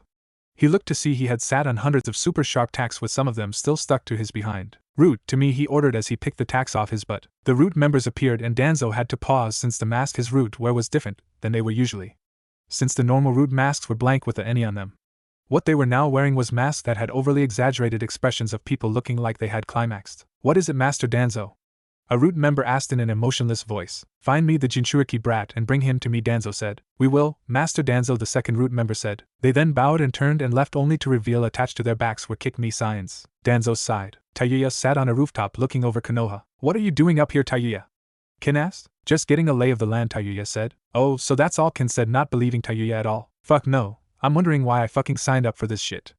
I mean, I must be out of my motherfucking mind to do this, Tayuya said. Hey, it's not all bad and Kitsune rewards all those who are loyal, Kin said. I'm not into that stuff you eat, Kin, Tayuya said. Kitsune will give you what you want as a reward, Kin said, though in her mind she was beginning to think about more ways to get more cotton candy. It had been a while since her last fix. Whatever, say who's the fucker with the huge motherfucking pike up his tight ass? Tayuya asked as she looked down to see Sasuke moodily making his way. Oh him, that's Sasuke, Uchiha, Kin said looking down. Uchiha? He's the boy toy that Orochimaru wants to play with, Tayuya said. Yeah. So? Kin asked, not sure where her friend's mind was going. I think it's time to test out what this goodie bag is good for, Tayuya said with a grin. Before you do that, you told me you use genjutsu, right? Kitsune said, appearing out of nowhere. Holy mother of the fucking shit. Tayuya shouted. Yo, Kitsune said in a very Kakashi-esque tone. Don't fucking scare me like that, fucker, Tayuya growled. Kitsune ignored Tayuya. So like I said, you use genjutsu, right? He said. Yeah, what about it, Tayuya said. I got you some new toys, Kitsune said. Tayuya was curious as Kitsune rummaged through his rucksack, then pulled out several items. This is a pan flute, and this is a music book full of songs. Each song has a name and music for it in both pan flute and the flute you use too. Plus there are seals on the pan flute too. You can store chakra in it, so all you need to do is play a song on the flute and release the seal to do the jutsu. This will help save on chakra. Oh, and there are other woodwind instruments in there too that you can use also, Kitsune said. No fucking way, Tayuya said, surprised. Yup, now have fun, Kitsune said, then disappeared. Tayuya began to devour the music book, giggling in a very scary way. Kin blinked and wondered when Kitsune would give her new toys to play with since she uses ninja wire and bells. Fuck yeah, this is just the right one, Tayuya mumbled as she read. Sasuke was stalking down the street, ignoring everyone in his sight. He had his hands stuffed his pockets. He was peeved that he was a genin. He needed power to kill his brother, and this damn village was holding him back, denying him the power he so rightfully deserved. His ears then began to pick a sound. He at first ignored it, then got annoyed when it kept going. But soon he started to move to the rhythm he was hearing. Everyone stopped to watch as the last Uchiha began to dance like the king of pop. He then began to do the moonwalk and grabbed his groin in a very generous way, doing a very high-pitched sound. Then after dancing like the king of pop, he threw himself to the ground and began to gyrate and get it on with the ground and hump it like no tomorrow. He even provided great sound effects with it, grunting and groaning. Women had to cover their kids' eyes and ear from the scene. Guys felt so uncomfortable watching this and turned away or ran the other way as fast as they could. Other women looked appalled. While some men and women were turned on by the sight, the perverts. Sasuke kept going till he let out a guttural groan that only meant he came. When he finished, he got up and walked away, confused as to why he was being stared at. And why the hell was he so tired and had dirt all over himself? Tayuya, what genjutsu was that? Kin asked. She and Tayuya were still on the roof and had watched the whole thing from their position. It's not a genjutsu at all, really. According to this book, I can play songs that implant suggestions into the victim's mind, and when I put chakra into it, they do the suggestions. They can't not do it, and they won't remember what they've done after, Tayuya said, pleased with herself. Kin was now afraid of Tayuya as she watched the redhead continue reading her book, grinning like a maniac. Master Guren said. What's up? Kitsune asked. This is Yukimaru, he's my brother, Guren said. Kitsune looked at the boy hiding behind Guren, then nodded. Right, Guren, he'll stay with you in my condo complex I'm planning to build to house my minions, Kitsune said. Guren nodded, then left with Yukimaru in hand. Tenten sighed as she leaned her back against a tree. Her mind still going over what Kitsune had said about him and Naruto merging into one. She wasn't really sure what to think on that. Then there was the fact that Naruto liked Hana and wanted her to join in.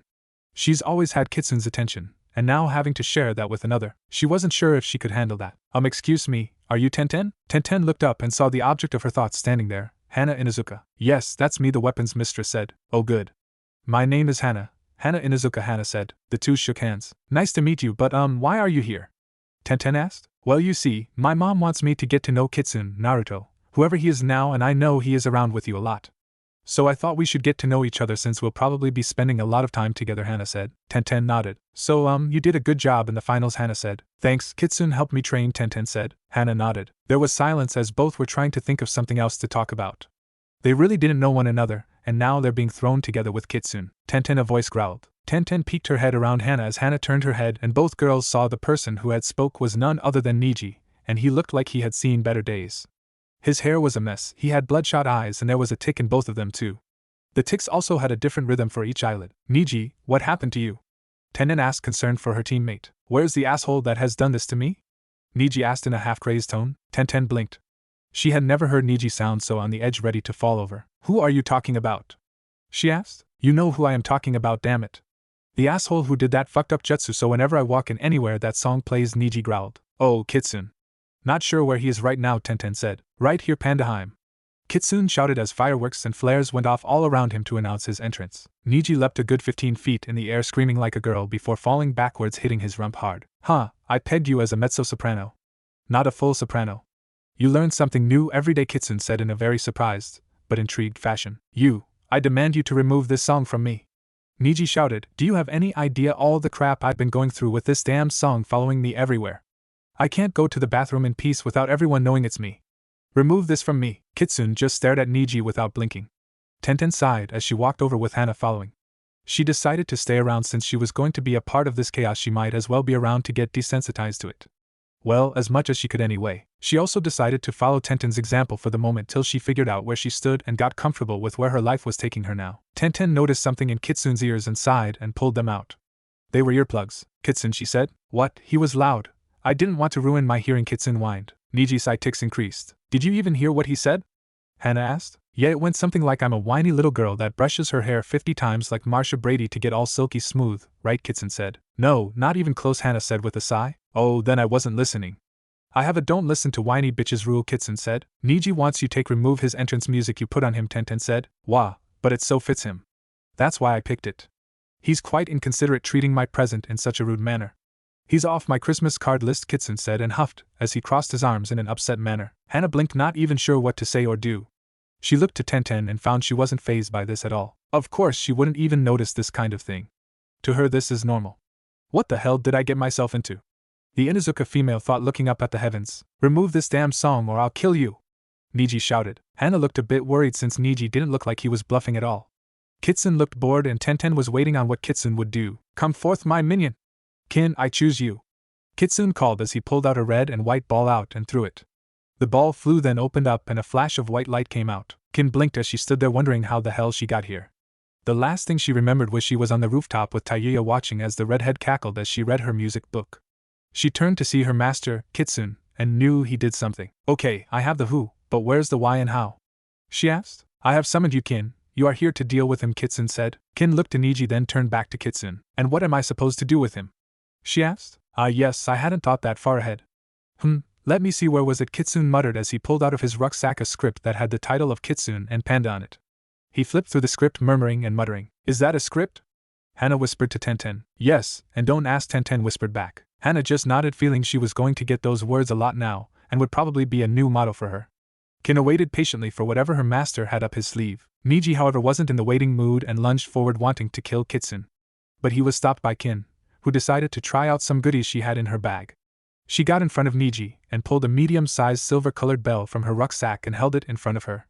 She began to wave it in front of Neji. The clang of the bell was quite soothing to listen to, as well as it was quite shiny, so your eyes were attracted to it instantly. You're getting sleepy, very sleepy, your eyelids are getting heavy, your limbs are getting heavy, you don't want to fight, to kill, you want to just curl up in your warmest hot pink blanket and cuddle your Sasuke chibi doll. When I snap my fingers you will come out of your sleep with no memory of wanting to attack or kill my master, Kin said in a slow, soothing voice. Neji tried to fight it, but the bell had put him in a hypnotic trance.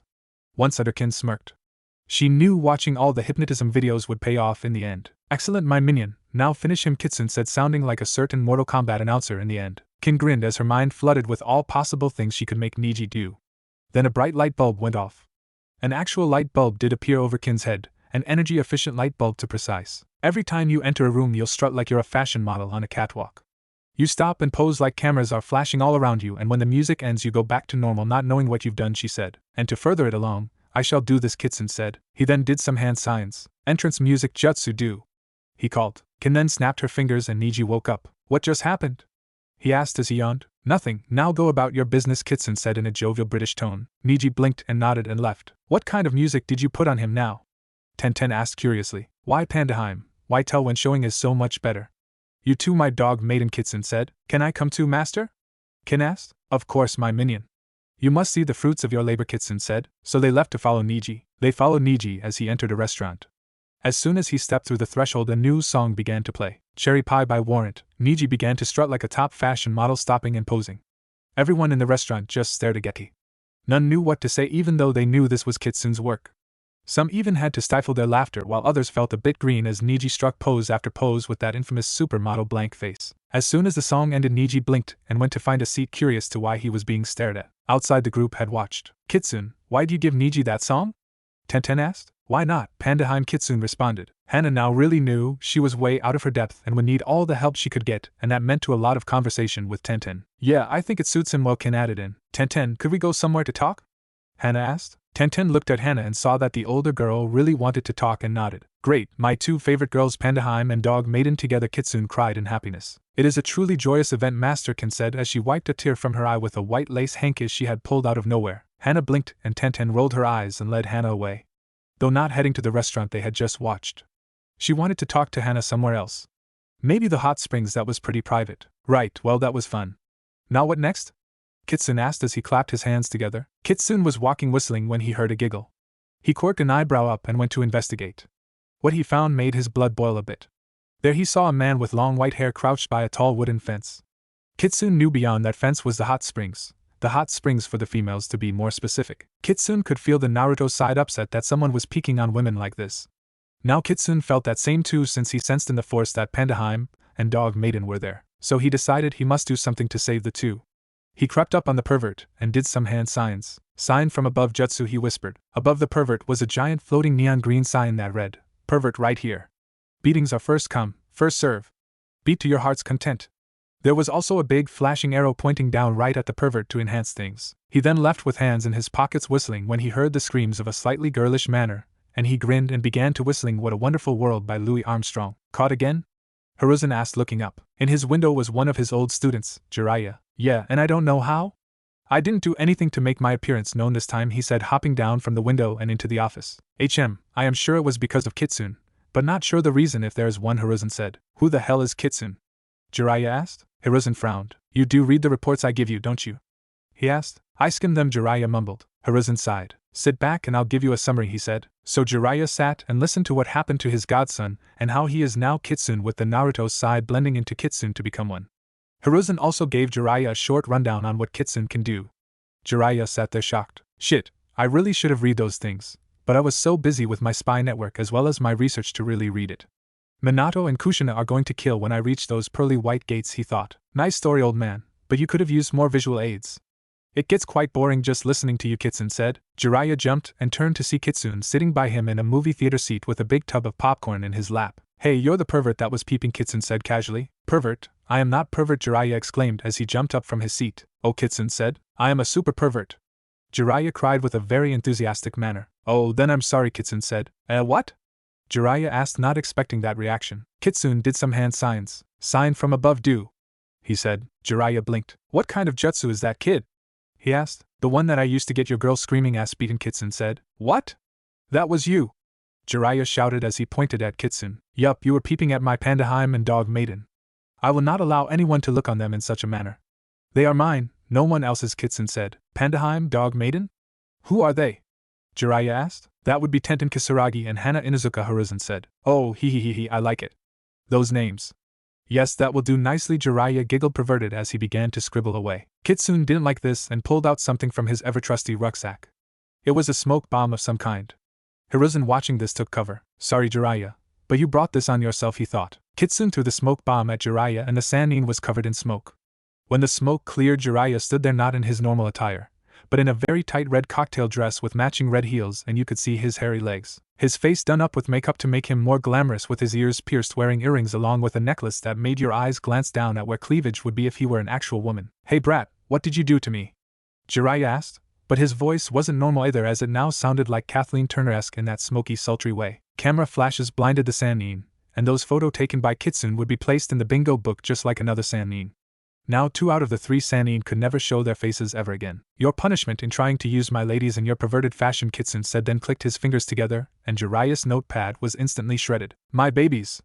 Jiraiya cried, still with that voice. He cried over the ruins of his notepad. Kitsune sighed and looked bored. Old man, who is this drag queen? He asked. Drag queen? You're the one who put me in this. But for your information, I am the great sage of the toads. Men tremble and shake at the mere mention of my name. Women throw themselves at me. I am the gallant Jiraiya. Jiraiya said as he then summoned a toad to finish off his entrance. He was still wearing the whole outfit, and had the changed voice too throughout this. Kitsune and his clones held up cards with their scores. -10, -20, and -infinity. What the hell is with the score, brat? Jiraiya asked. You suck, Kitsune and his clones said in unison. I want a second opinion, Jiraiya said. Okay, you really suck, a newly made fourth Kitsune clone said. Jiraiya growled at this. Well, see ya, old man, dragged Queen Kitsune said, then went to jump out the window. Kitsune, how long will Jiraiya stay like that? Hiruzen asked, having risen from under his desk when the smoke literally cleared. An hour and a half, maybe longer. I never read the manual, Kitsune said, then left. An hour and a half or longer? Jiraiya cried. Hiruzen sighed and shook his head as he put a lot of pipe weed in his pipe. He'll need it. In the hot spring, Hana and Tenten were relaxing. They did have to get out and beat a pervert that had been peeping on them. But now they were back to relaxing and getting back on their conversation they were having. That was Kitsune who did that to the pervert, Tenten said. I see, so he does have some good uses, Hana said. He's fun to be around, really, Tenten said. Yeah, I guess. Some of his pranks he's done and heard about are funny, Hana said. Look, I know this is a lot to take in. But I can tell you that you'll never find someone more loyal or great to be around than Kitsune. Sure, there may be times where you'll need to rein him in. But he's really a good guy, and with Naruto's personality mixing in with Kitsune, he might be not as crazy, Tenten said, though she wasn't absolutely positive on the last part. You might be right. Just never thought this would happen to me, Hana said with a sigh as she rested her back against the rocks. Me neither. This wasn't my plan either, Tenten said. Can I ask how you and Kitsune met? Hana asked. Yeah, you can.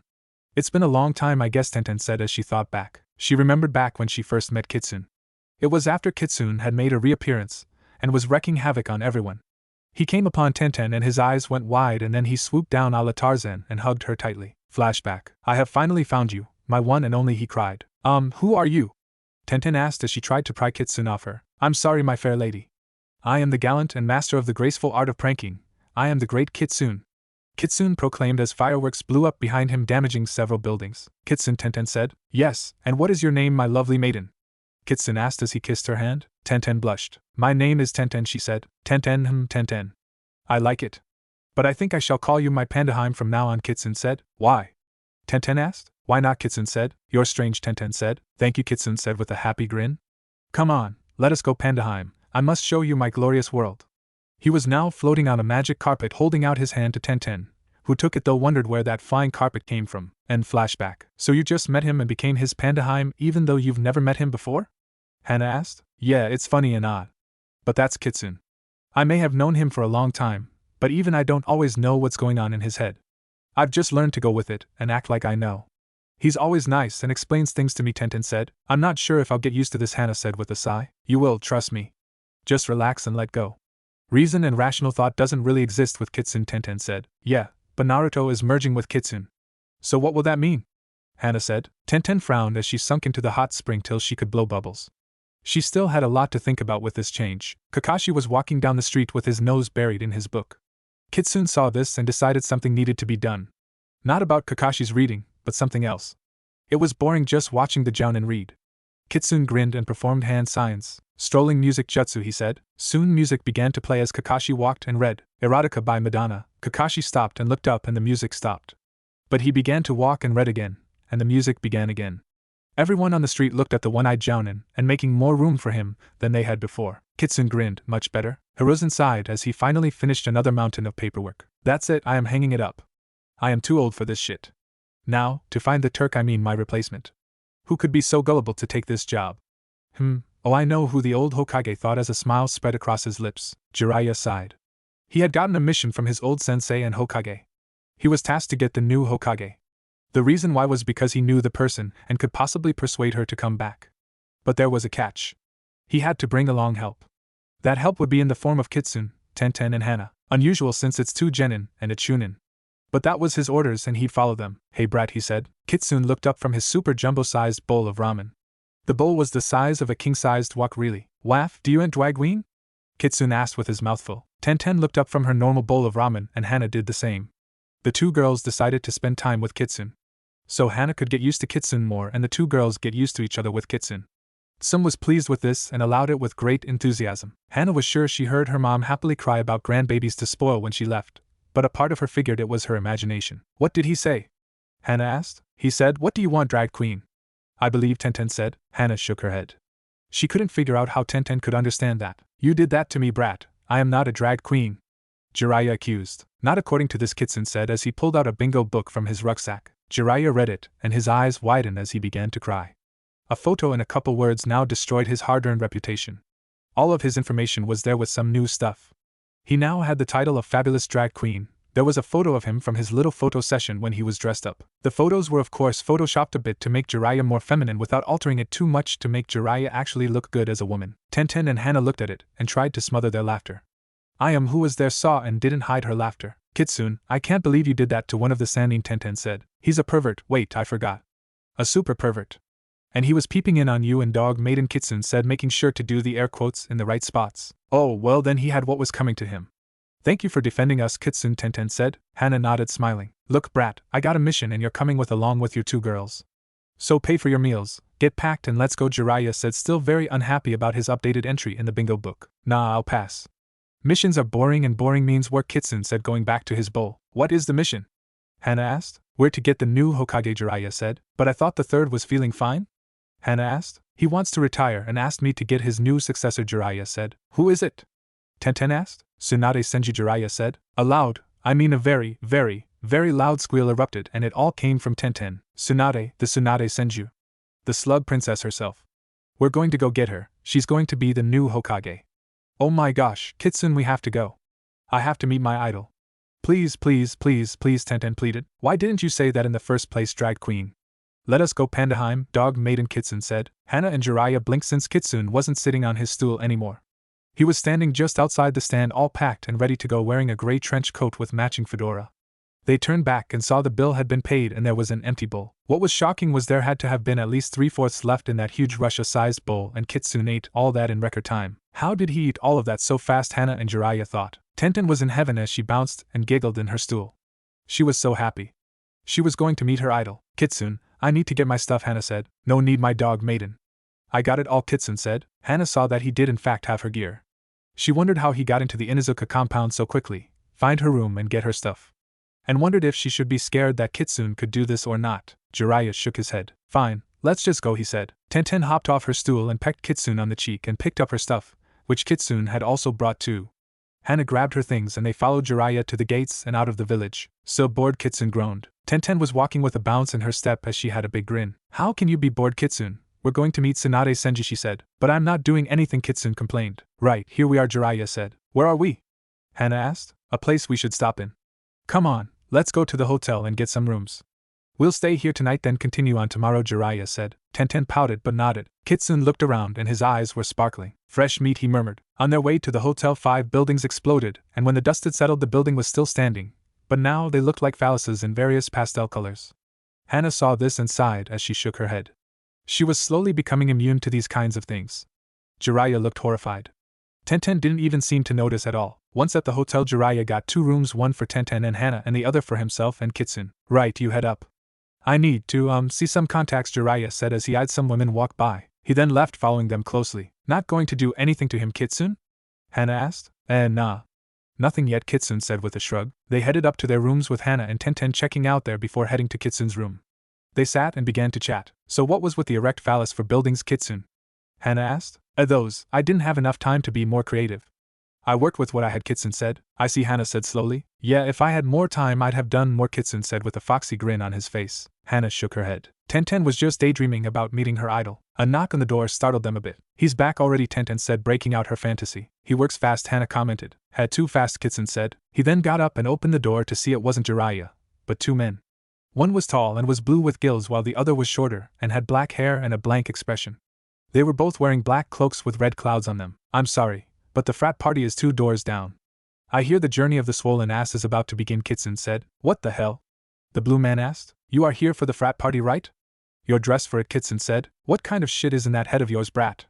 The blue man asked. Only the good stuff, I assure you, Kitsune said. The blue man just stared at Kitsune with a what the fuck look. Enough, Naruto, you're to come with us, the shorter man said in an emotionless tone. As much as I'd love to, Itachi, but you know I like girls like my Pandaheim, and dog maiden, Kitsune said. Itachi's stance changed hearing this. Kisame, we need to go, he said with urgency in his voice. What? No way, we're here, so let's grab the brat and go, Kisame said. No, Kisame, we're not prepared for this, Itachi said with a hint of warning in his tone, which was different from his usual monotone he used. Prepared? What the hell are you talking about, Itachi? It's just a little shrimp here, Kisame said, thinking his partner had lost his mind. Itachi of course knew what was going on since he had watched over Naruto while he was in Umbu and had experienced Kitsune firsthand. Kisame hadn't and would be in for it. Kitsune loved initializing the virgins, as Kitsune put it. Itachi, 3 heads turned to see Sasuke Uchiha standing at the end of the hall fuming. Emo duck! Kitsune cried happily. Sasuke's eye twitched. Emo duck, Kitsune?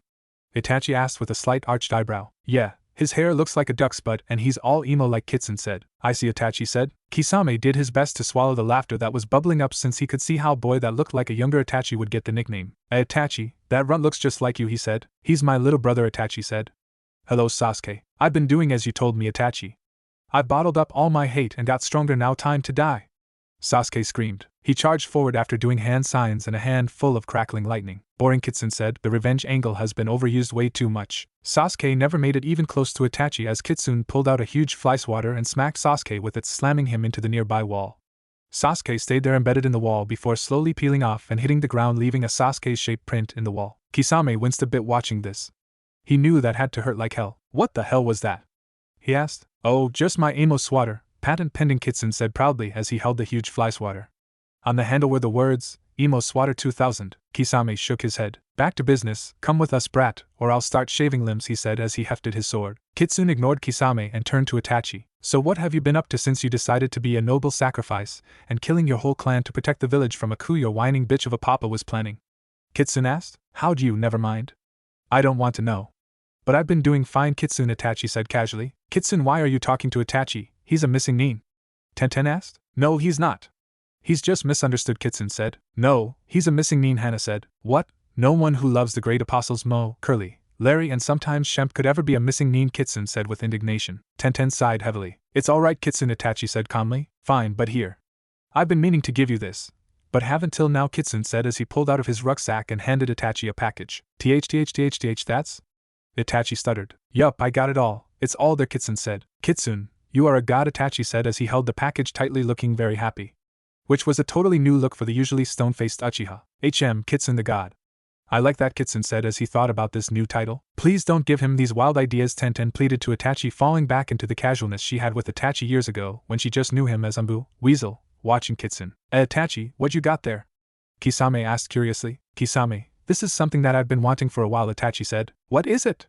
Kisame asked. Oh, it's this, Itachi said as he opened the package. It's the limited edition Hello Kitty comic that they only printed 500 copies of.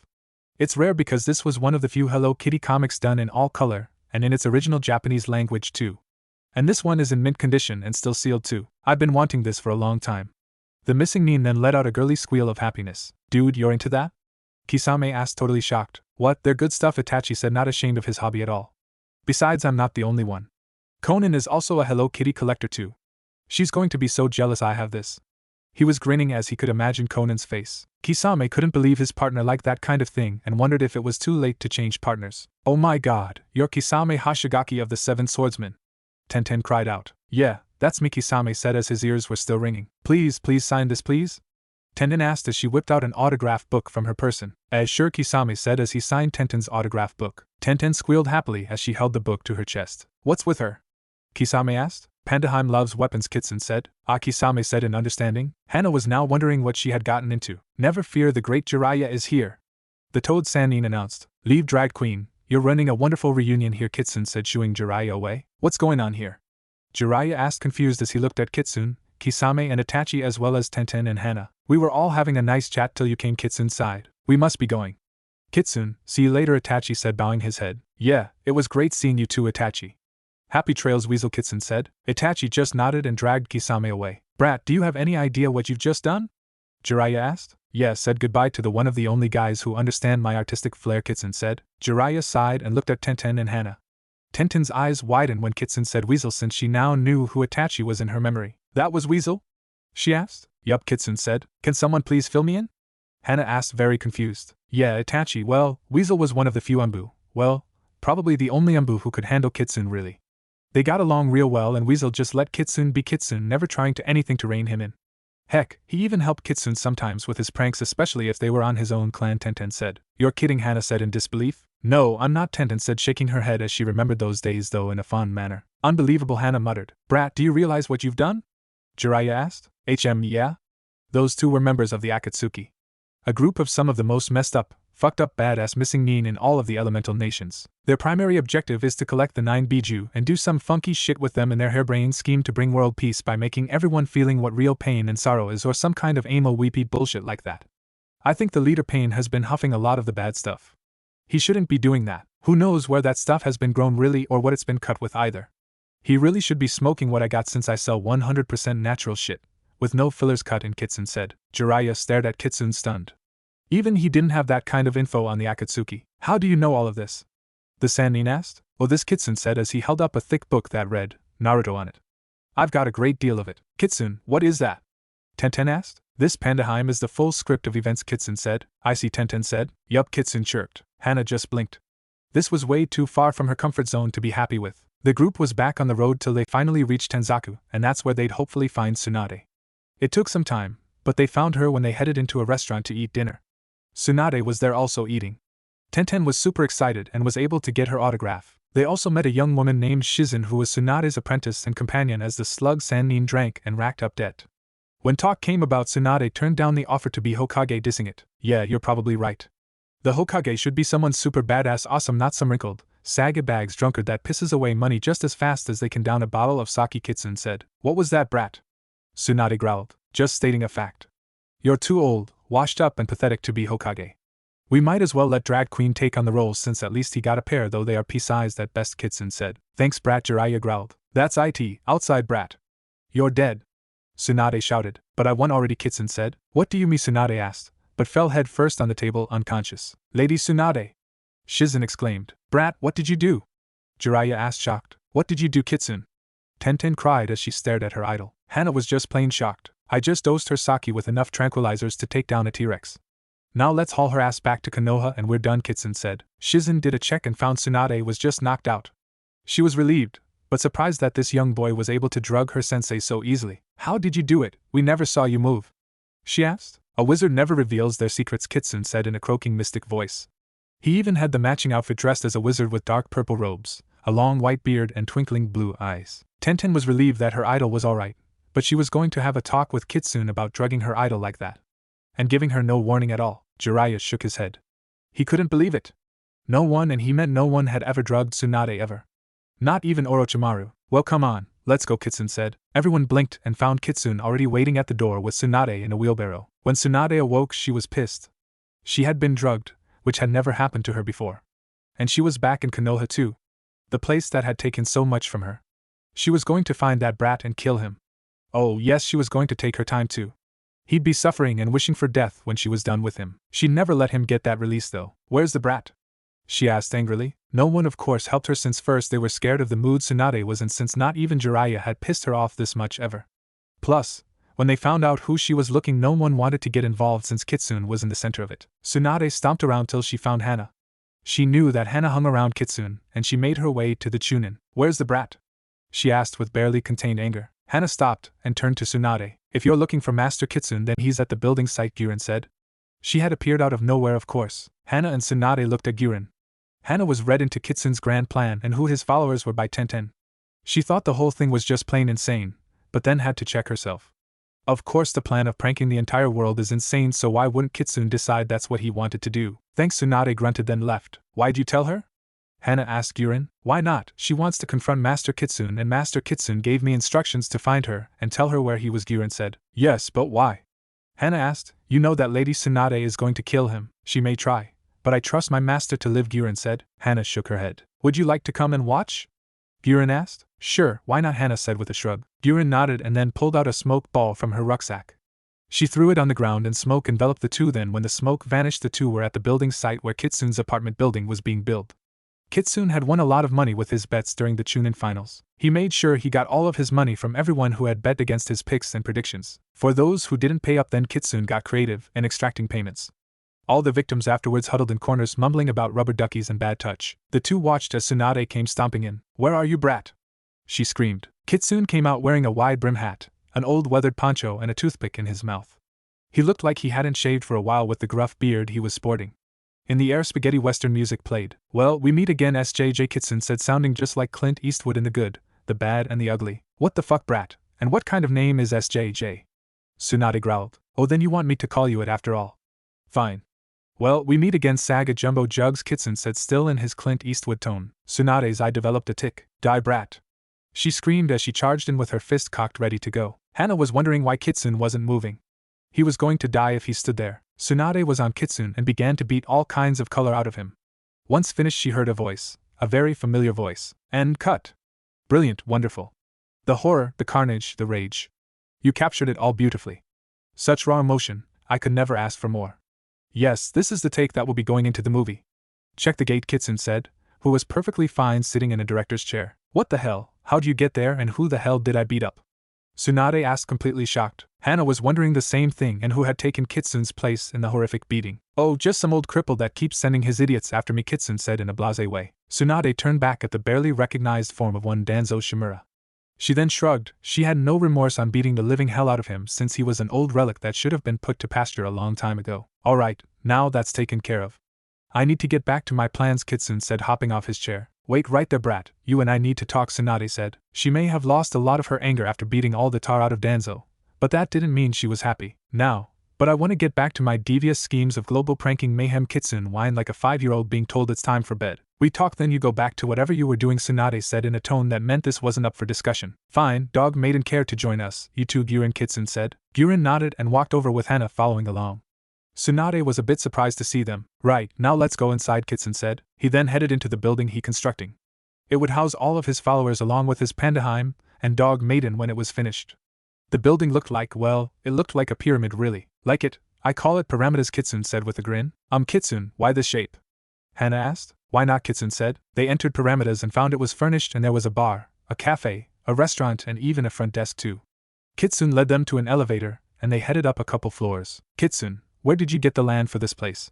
Hana asked. I'd like to know that too, Tsunade said. The old man gave it to me. I told him the great secret to defeating the greatest weapon of mass destruction, Kitsune said. What Kitsune meant was he told Hiruzen to use shadow clones to do his paperwork. Hiruzen first bashed his head over and over against his desk as he cried out how stupid he was, then thanked Kitsune profusely, offering Kitsune anything as a reward. Weapon of mass destruction? Hana asked, confused. Yes, Kitsune said. You're not going to tell me, Tsunade grumbled. No, why would I tell you, Kitsune said. Tsunade grumbled and cracked her knuckles. I'm going to be Hokage soon, brat. You best get on my good side or you'll remain a genin forever, she threatened. I don't care, Kitsune said with a shrug. Tsunade wasn't pleased her threat didn't get the reaction she wanted. Kitsune, you do know that you need to raise your rank to get better missions, pay and stuff, right? Hana said. But that's all boring. Besides, I got bigger plans, Kitsune said with a wide grin as he rubbed his hands together. The elevator dinged, signaling they reached the correct floor. Kitsune got out with the others and they were shocked. The room they entered was full of pandas and pictures of Tenten, as well as sculptures and other things that honored Tenten. Whoops, wrong floor, heh. This is a private room, Kitsune chuckled and pushed everyone back into the elevator. I won't find a room like that with me, will I, Kitsune? Hana asked once back in the elevator. Of course, it's my grand shrine to my lovelies, Kitsune said. Hana wasn't sure whether to be happy to have a shrine or be disturbed that Kitsune had one for her. The elevator dinged once again. Right, let's try this again, Kitsune said. They exited and they were on the right floor, considering Kitsune's smile. This is my private office, he said. The space was huge and was decorated in a very tasteful way. There was a fountain with cherubs that looked like they were pissing into the pool. There were Roman columns with pieces of Greek armor displayed about. Then there were collections of Beanie Babies too, along with a Pog collection also. From there was Naruto's desk. There was a big rosewood desk that was completely solid. Naruto hopped into the modified lazy boy chair he had as his office chair and waved his hand for the others to sit. They sat down with Guren taking up a spot just on the side of Kitsune. Kind of like a guard. Kitsune sat forward, putting his elbows on the shiny desktop. Now what can I do for you, on the day of my daughter's wedding? He asked in a raspy voice like a certain godfather. Kitsune, you don't have a daughter, Hana said. Must ruin my fun, dog maiden, Kitsune pouted. Look, brat, I am still pissed that you drugged me and hauled my ass back here. So you're going to pay for it, Tsunade said. Kitsune, however, wasn't listening as he was playing with a paddle ball, counting how many times he could go till he missed. Listen to me, brat. Tsunade shouted as she pounded her fist on the desktop, and amazingly it didn't break. Ah man, you made me lose count, Kitsune pouted. That's it, brat. You're going to be on every lousy D-rank mission there is, Tsunade said, grinning to herself at her genius. Okay, Kitsune said with indifference. Tsunade wasn't happy how blasé Kitsune was to this. She growled and stormed out of the office, leaving Guren and Hana. How the hell do I get out of here? Tsunade shouted. She couldn't access the elevator at all since it kept asking her if she had the right equipment. Do you want the quick way or the fast way? Kitsune asked. Whatever way, I want out, Tsunade growled. Right, one super fast way, Kitsune said, then pressed a button under his desk. The floor under Tsunade catapulted her high into the air, as the ceiling opened up to reveal open sky. Tsunade flew out screaming and shouting. Hana was shocked by this. She turned to Kitsune. Don't worry, all Acme products are 100% safe. They are tested by WE Coyote after all, Kitsune said. Buren left her post by Kitsune bowing to him, then left. She had duties that needed her attention. Tsunade landed right on Jiraiya, who was once again peeping. There was a loud crash, and Tsunade got up, dusting herself off. I am going to kill that damn brat, she muttered as she walked off, leaving Jiraiya a flat pancake in a Jiraiya-shaped crater. Tenten was staring at the note she had gotten from Kitsune. It was sticking to her door when she arrived back after training on her own to keep her skills sharp. The note was in an envelope that read, "You're invited," with colorful balloons, and it looked one of those generic birthday cards that come in a pack of 10 at a dollar store. Pandaheim, I have a new place for you to live. A palace made just for you, Kitsune. Below it was an address. Tenten decided to check it out before deciding if she would move or not. She headed out knowing she was still on reserve. Tsunade's coronation had come and gone, with Kitsune celebrating her appointment in his own way. He had already carved her face into the Hokage mountain. Tsunade was pissed off with this since she looked like an old hag. Actually, she looked like one of the council elders, and not the female one either, and there was a sign that said, "This is what she'll look like in 2 years on the job." Tsunade stormed her way through the village looking for Kitsune, but couldn't find him. Word came that he was out of the village gambling. This, of course, made everyone happy since Kitsune was out of the village. Tsunade, however, wasn't happy with this, and had already begun planning what she'd make Kitsune do when he got back. Tenten finally made it to Pyramidas and shook her head. The huge pyramid was shining in the sun since the material on the outside was made to collect the sunlight and convert it into energy needed to run the pyramid. There was no bumps or ridges to be seen. It was all smooth on all 4 sides. The cap on top was pure gold and sparkled under the bright sun. Only Kitsune, she muttered under her breath. Her eyes then locked onto a monument being built right by Pyramidas, and they widened at what she was seeing.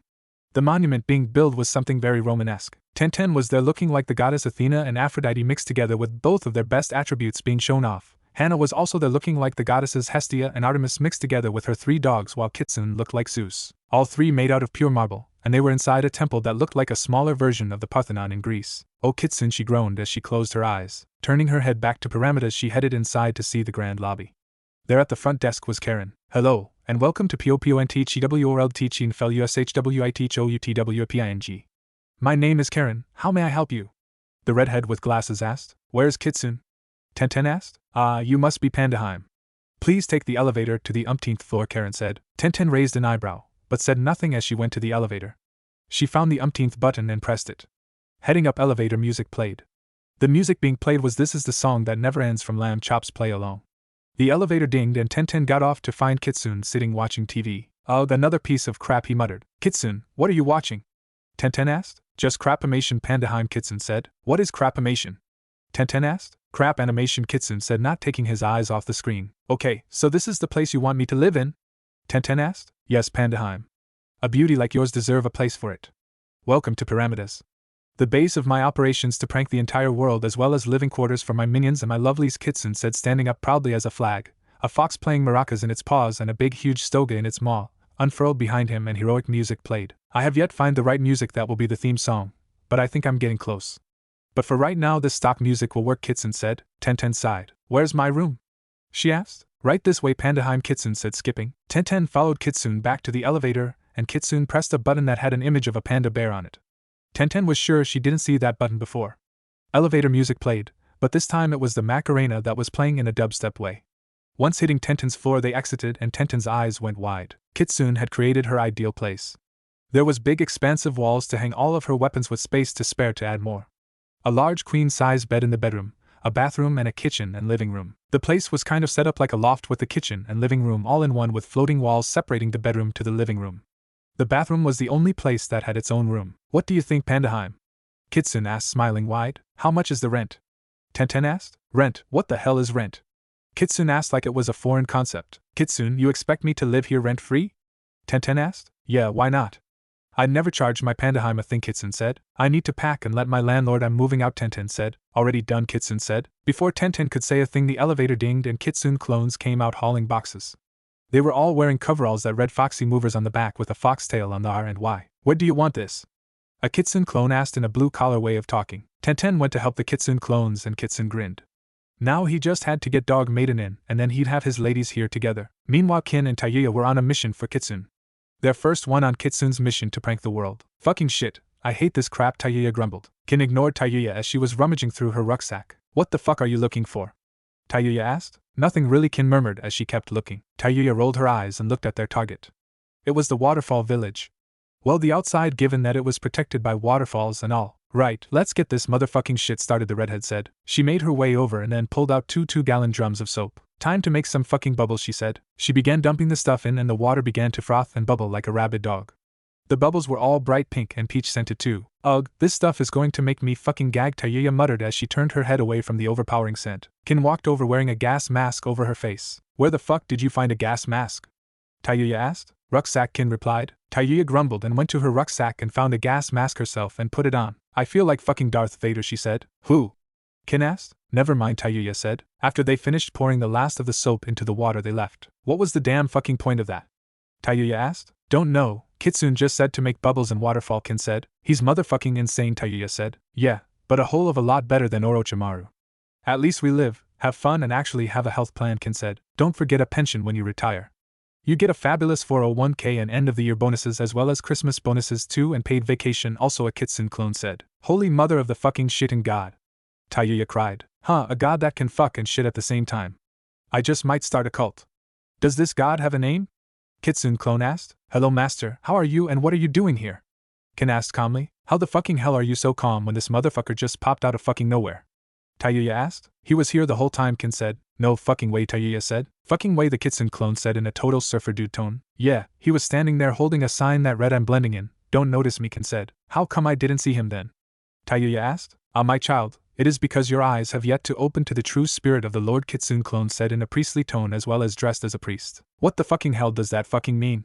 Tayuya asked. Kin shrugged her shoulders. Make peace, not war. And if you don't want to make either, then prank the shit of them and have a ball, the Kitsune clone said in a very hippie manner, and now dressed as a hippie. This asshole is making no fucking sense, Tayuya exclaimed. Ladies, your next assignment, if you choose to accept it, is to infiltrate your old village and mess with the pale pedo, and whatever he is doing, Kitsune clone said in a very official tone, now dressed in a crisp suit. What the fuck, you want us to go back there? Tayuya exclaimed. Yes, but know that I'll be close by to protect you if you're in need of help, Kitsune clone said, now dressed in his usual clothes. And how the fuck can you do that? Tayuya asked. I am God, Kitsune clone said in a very all-knowing tone. What the fuck have you been smoking? Tayuya asked. I never dip into what I sell, raunchy red, Kitsune clone said. What the fucking hell did you call me, shithead? Tayuya cried. To call me for help, please break glass, Kitsune clone said, ignoring Tayuya's ire. Kin opened her rucksack and found a glass case, and attached to it was a small metal hammer.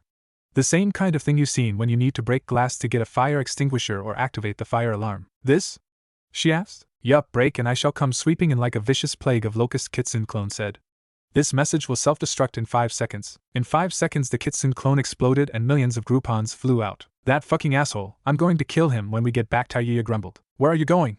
Kin asked. Back to our old village. We've got a mission, Tayuya muttered. You mean you're still going on the mission? Kin asked. Fuck yeah.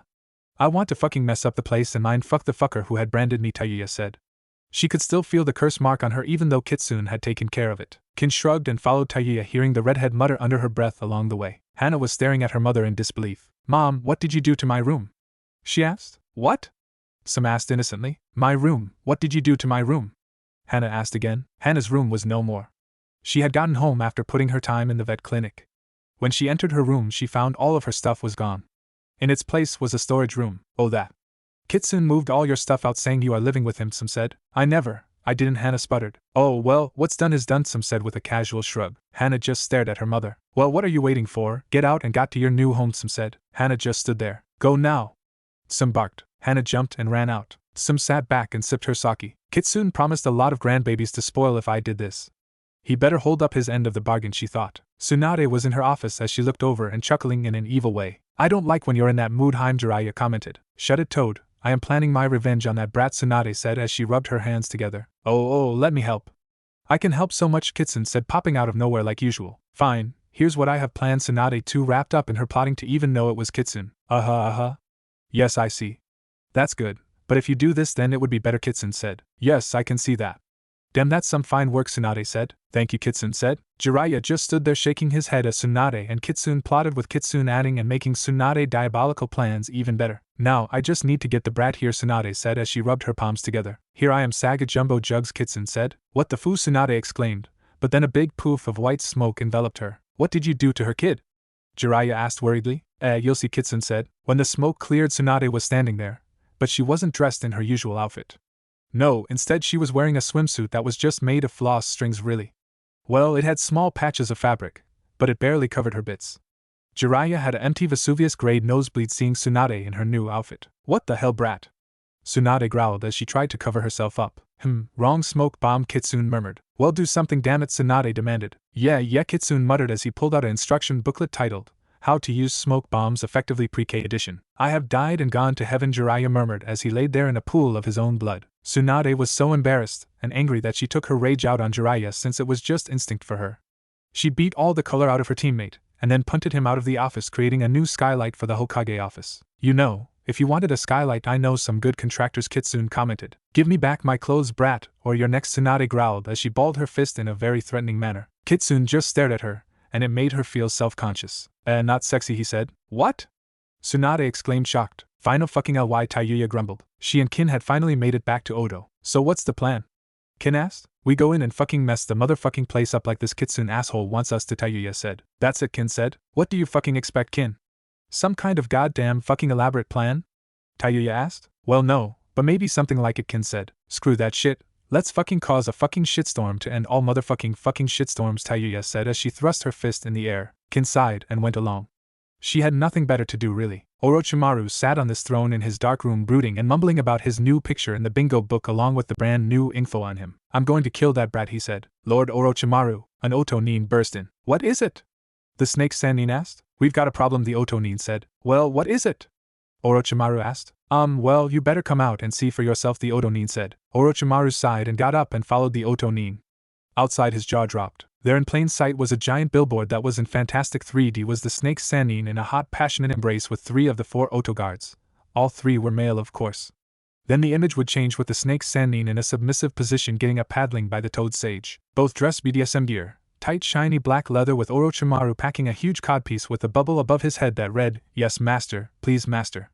Then the third and final image came to be with the snake Sannin dressed as Sailor Uranus, and one Sasuke Uchiha dressed as Sailor Neptune in a very tender embrace. Then it would rotate back to the first image and repeat over and over while music played. Who did this? The real snake Sannin cried. We're not sure, Lord Orochimaru. We're looking for them, the Otonin said. Everyone Oto in the village just stared, not sure what to think.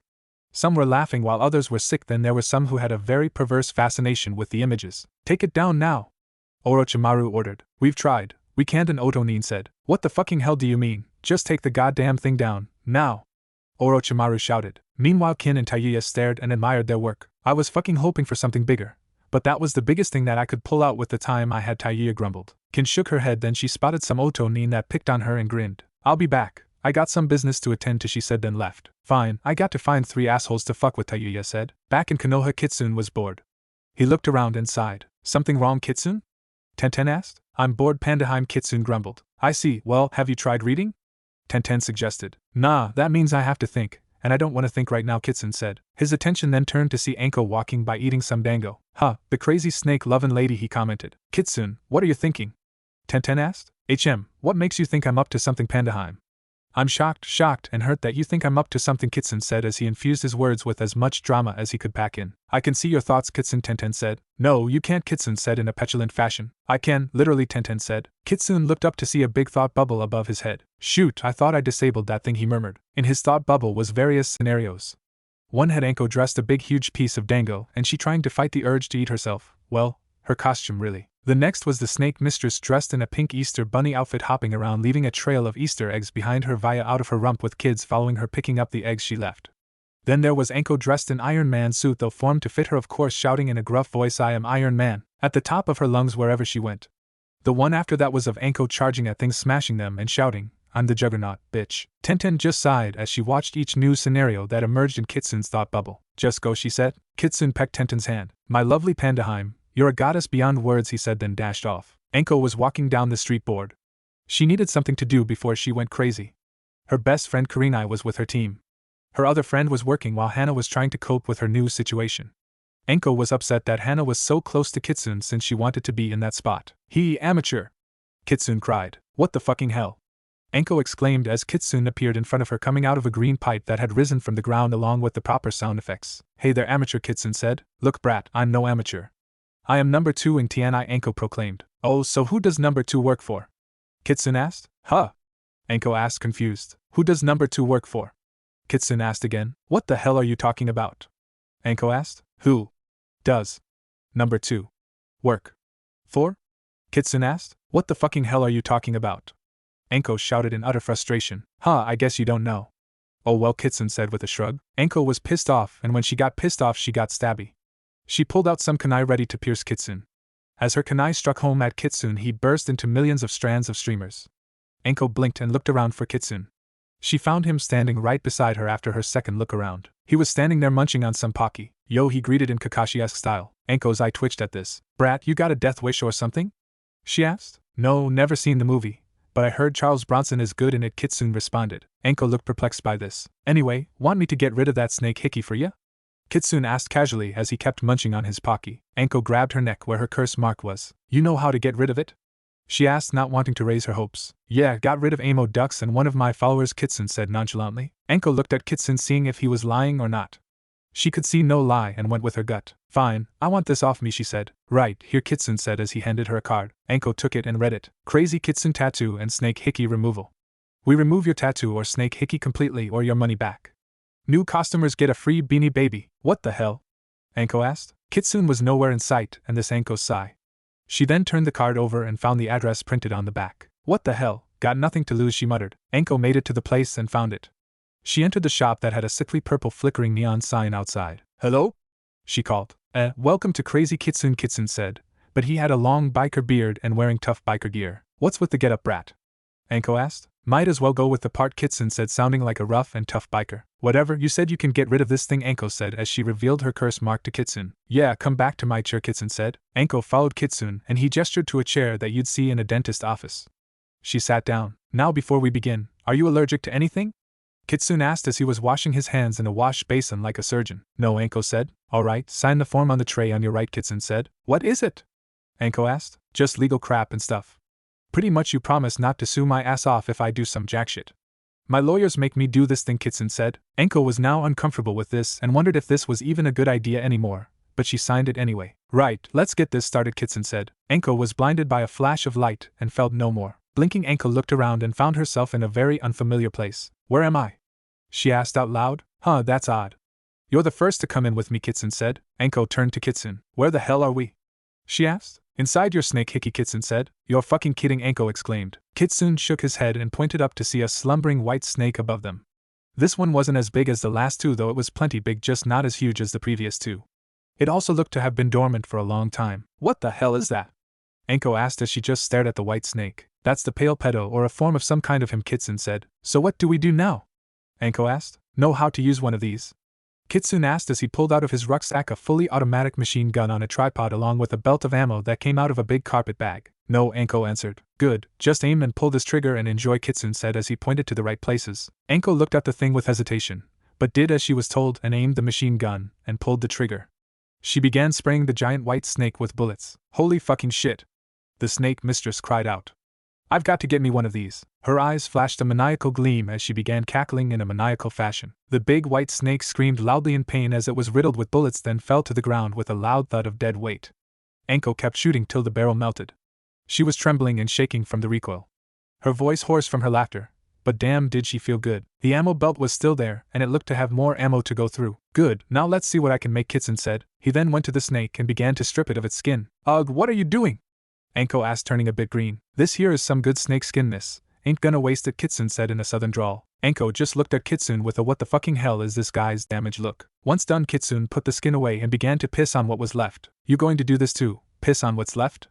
He asked. Oh, what the hell, like this isn't fucking messed up enough, Anko said, throwing her hands up. She had her piss on the snake remains, then they left. Anko awoke with a groan and found herself in her bed, in her apartment. Anko, are you alright? Anko turned her head to see Kurenai looking at her with worry. Kurenai, what are you doing here? The snake mistress asked. I found you unconscious and carried you back to your place. What happened to you? Kurenai asked. Anko remembered everything and leapt out of bed and headed to the bathroom. She looked in the mirror and found her curse mark was gone. I'm so going to reward the brat when I see him next, she muttered in awe. Kurenai looked very confused and concerned for her friend. She turned to the bed and saw a beanie baby sitting there, and it was of a white snake, but its eyes were X'd out. Kin dusted her hands off as she walked away pleased. She got her revenge and it felt good. She had boxed her old bullies into a dead-end alley and took her sweet time hypnotizing them with her new talent. She made them think they were now Barbie girls living in a Barbie world. But that was after she made them do other stuff. Now I wonder what Tayuya is up to, she asked herself. Tayuya had made it to the base where the Sound 4 was held. She found Sakon, Kidomaru and Jirobo sitting there bullshitting one another as they played poker. They were also just dressed in their boxers since Tayuya wasn't around, so they didn't need to be wearing clothes or nothing. They weren't gay or anything, just they felt more comfortable wearing less than more. Well, they wouldn't play naked, so they had limits. So where do you think Tayuya is? Sakon asked. Who gives a shit? She's probably one of Orochimaru's playthings now, Kidomaru said. But that means we're no longer the Sound 4 since we're down to 3, Jirobo pointed out. Shit, he's right. What do we call ourselves now? Sakon asked. What about Odo Trio? Kidomaru suggested. Sounds like some shitty Motown group or something, Sakon said. Then you think of something, head, Kidomaru said. Well then how about the Three Amigos? Sakon suggested. Dude, that's from a movie we watched 3 nights ago, Jirobo said. It was, I don't remember, Sakon said. It is head. Read it, and weep, Kidomaru said as he laid his cards out. Damn, I'm screwed, Jirobo muttered. I'm out, Sakon said with a defeated sigh. Come to Papa, Kidomaru said as he began to grab the chips. So this is what you fucking shitheads do when I'm not fucking around. All your motherfucking asses are mine, you sons of bitches. Tayuya cried as she burst through the window a la Batman. What the shit? Sakon exclaimed. Alright, shitheads, time for some fucking payback, Tayuya growled. The 3 members of the Sound 4 stared at Tayuya. They didn't realize their state of undress. Ugh, you all look fucking damn ugly.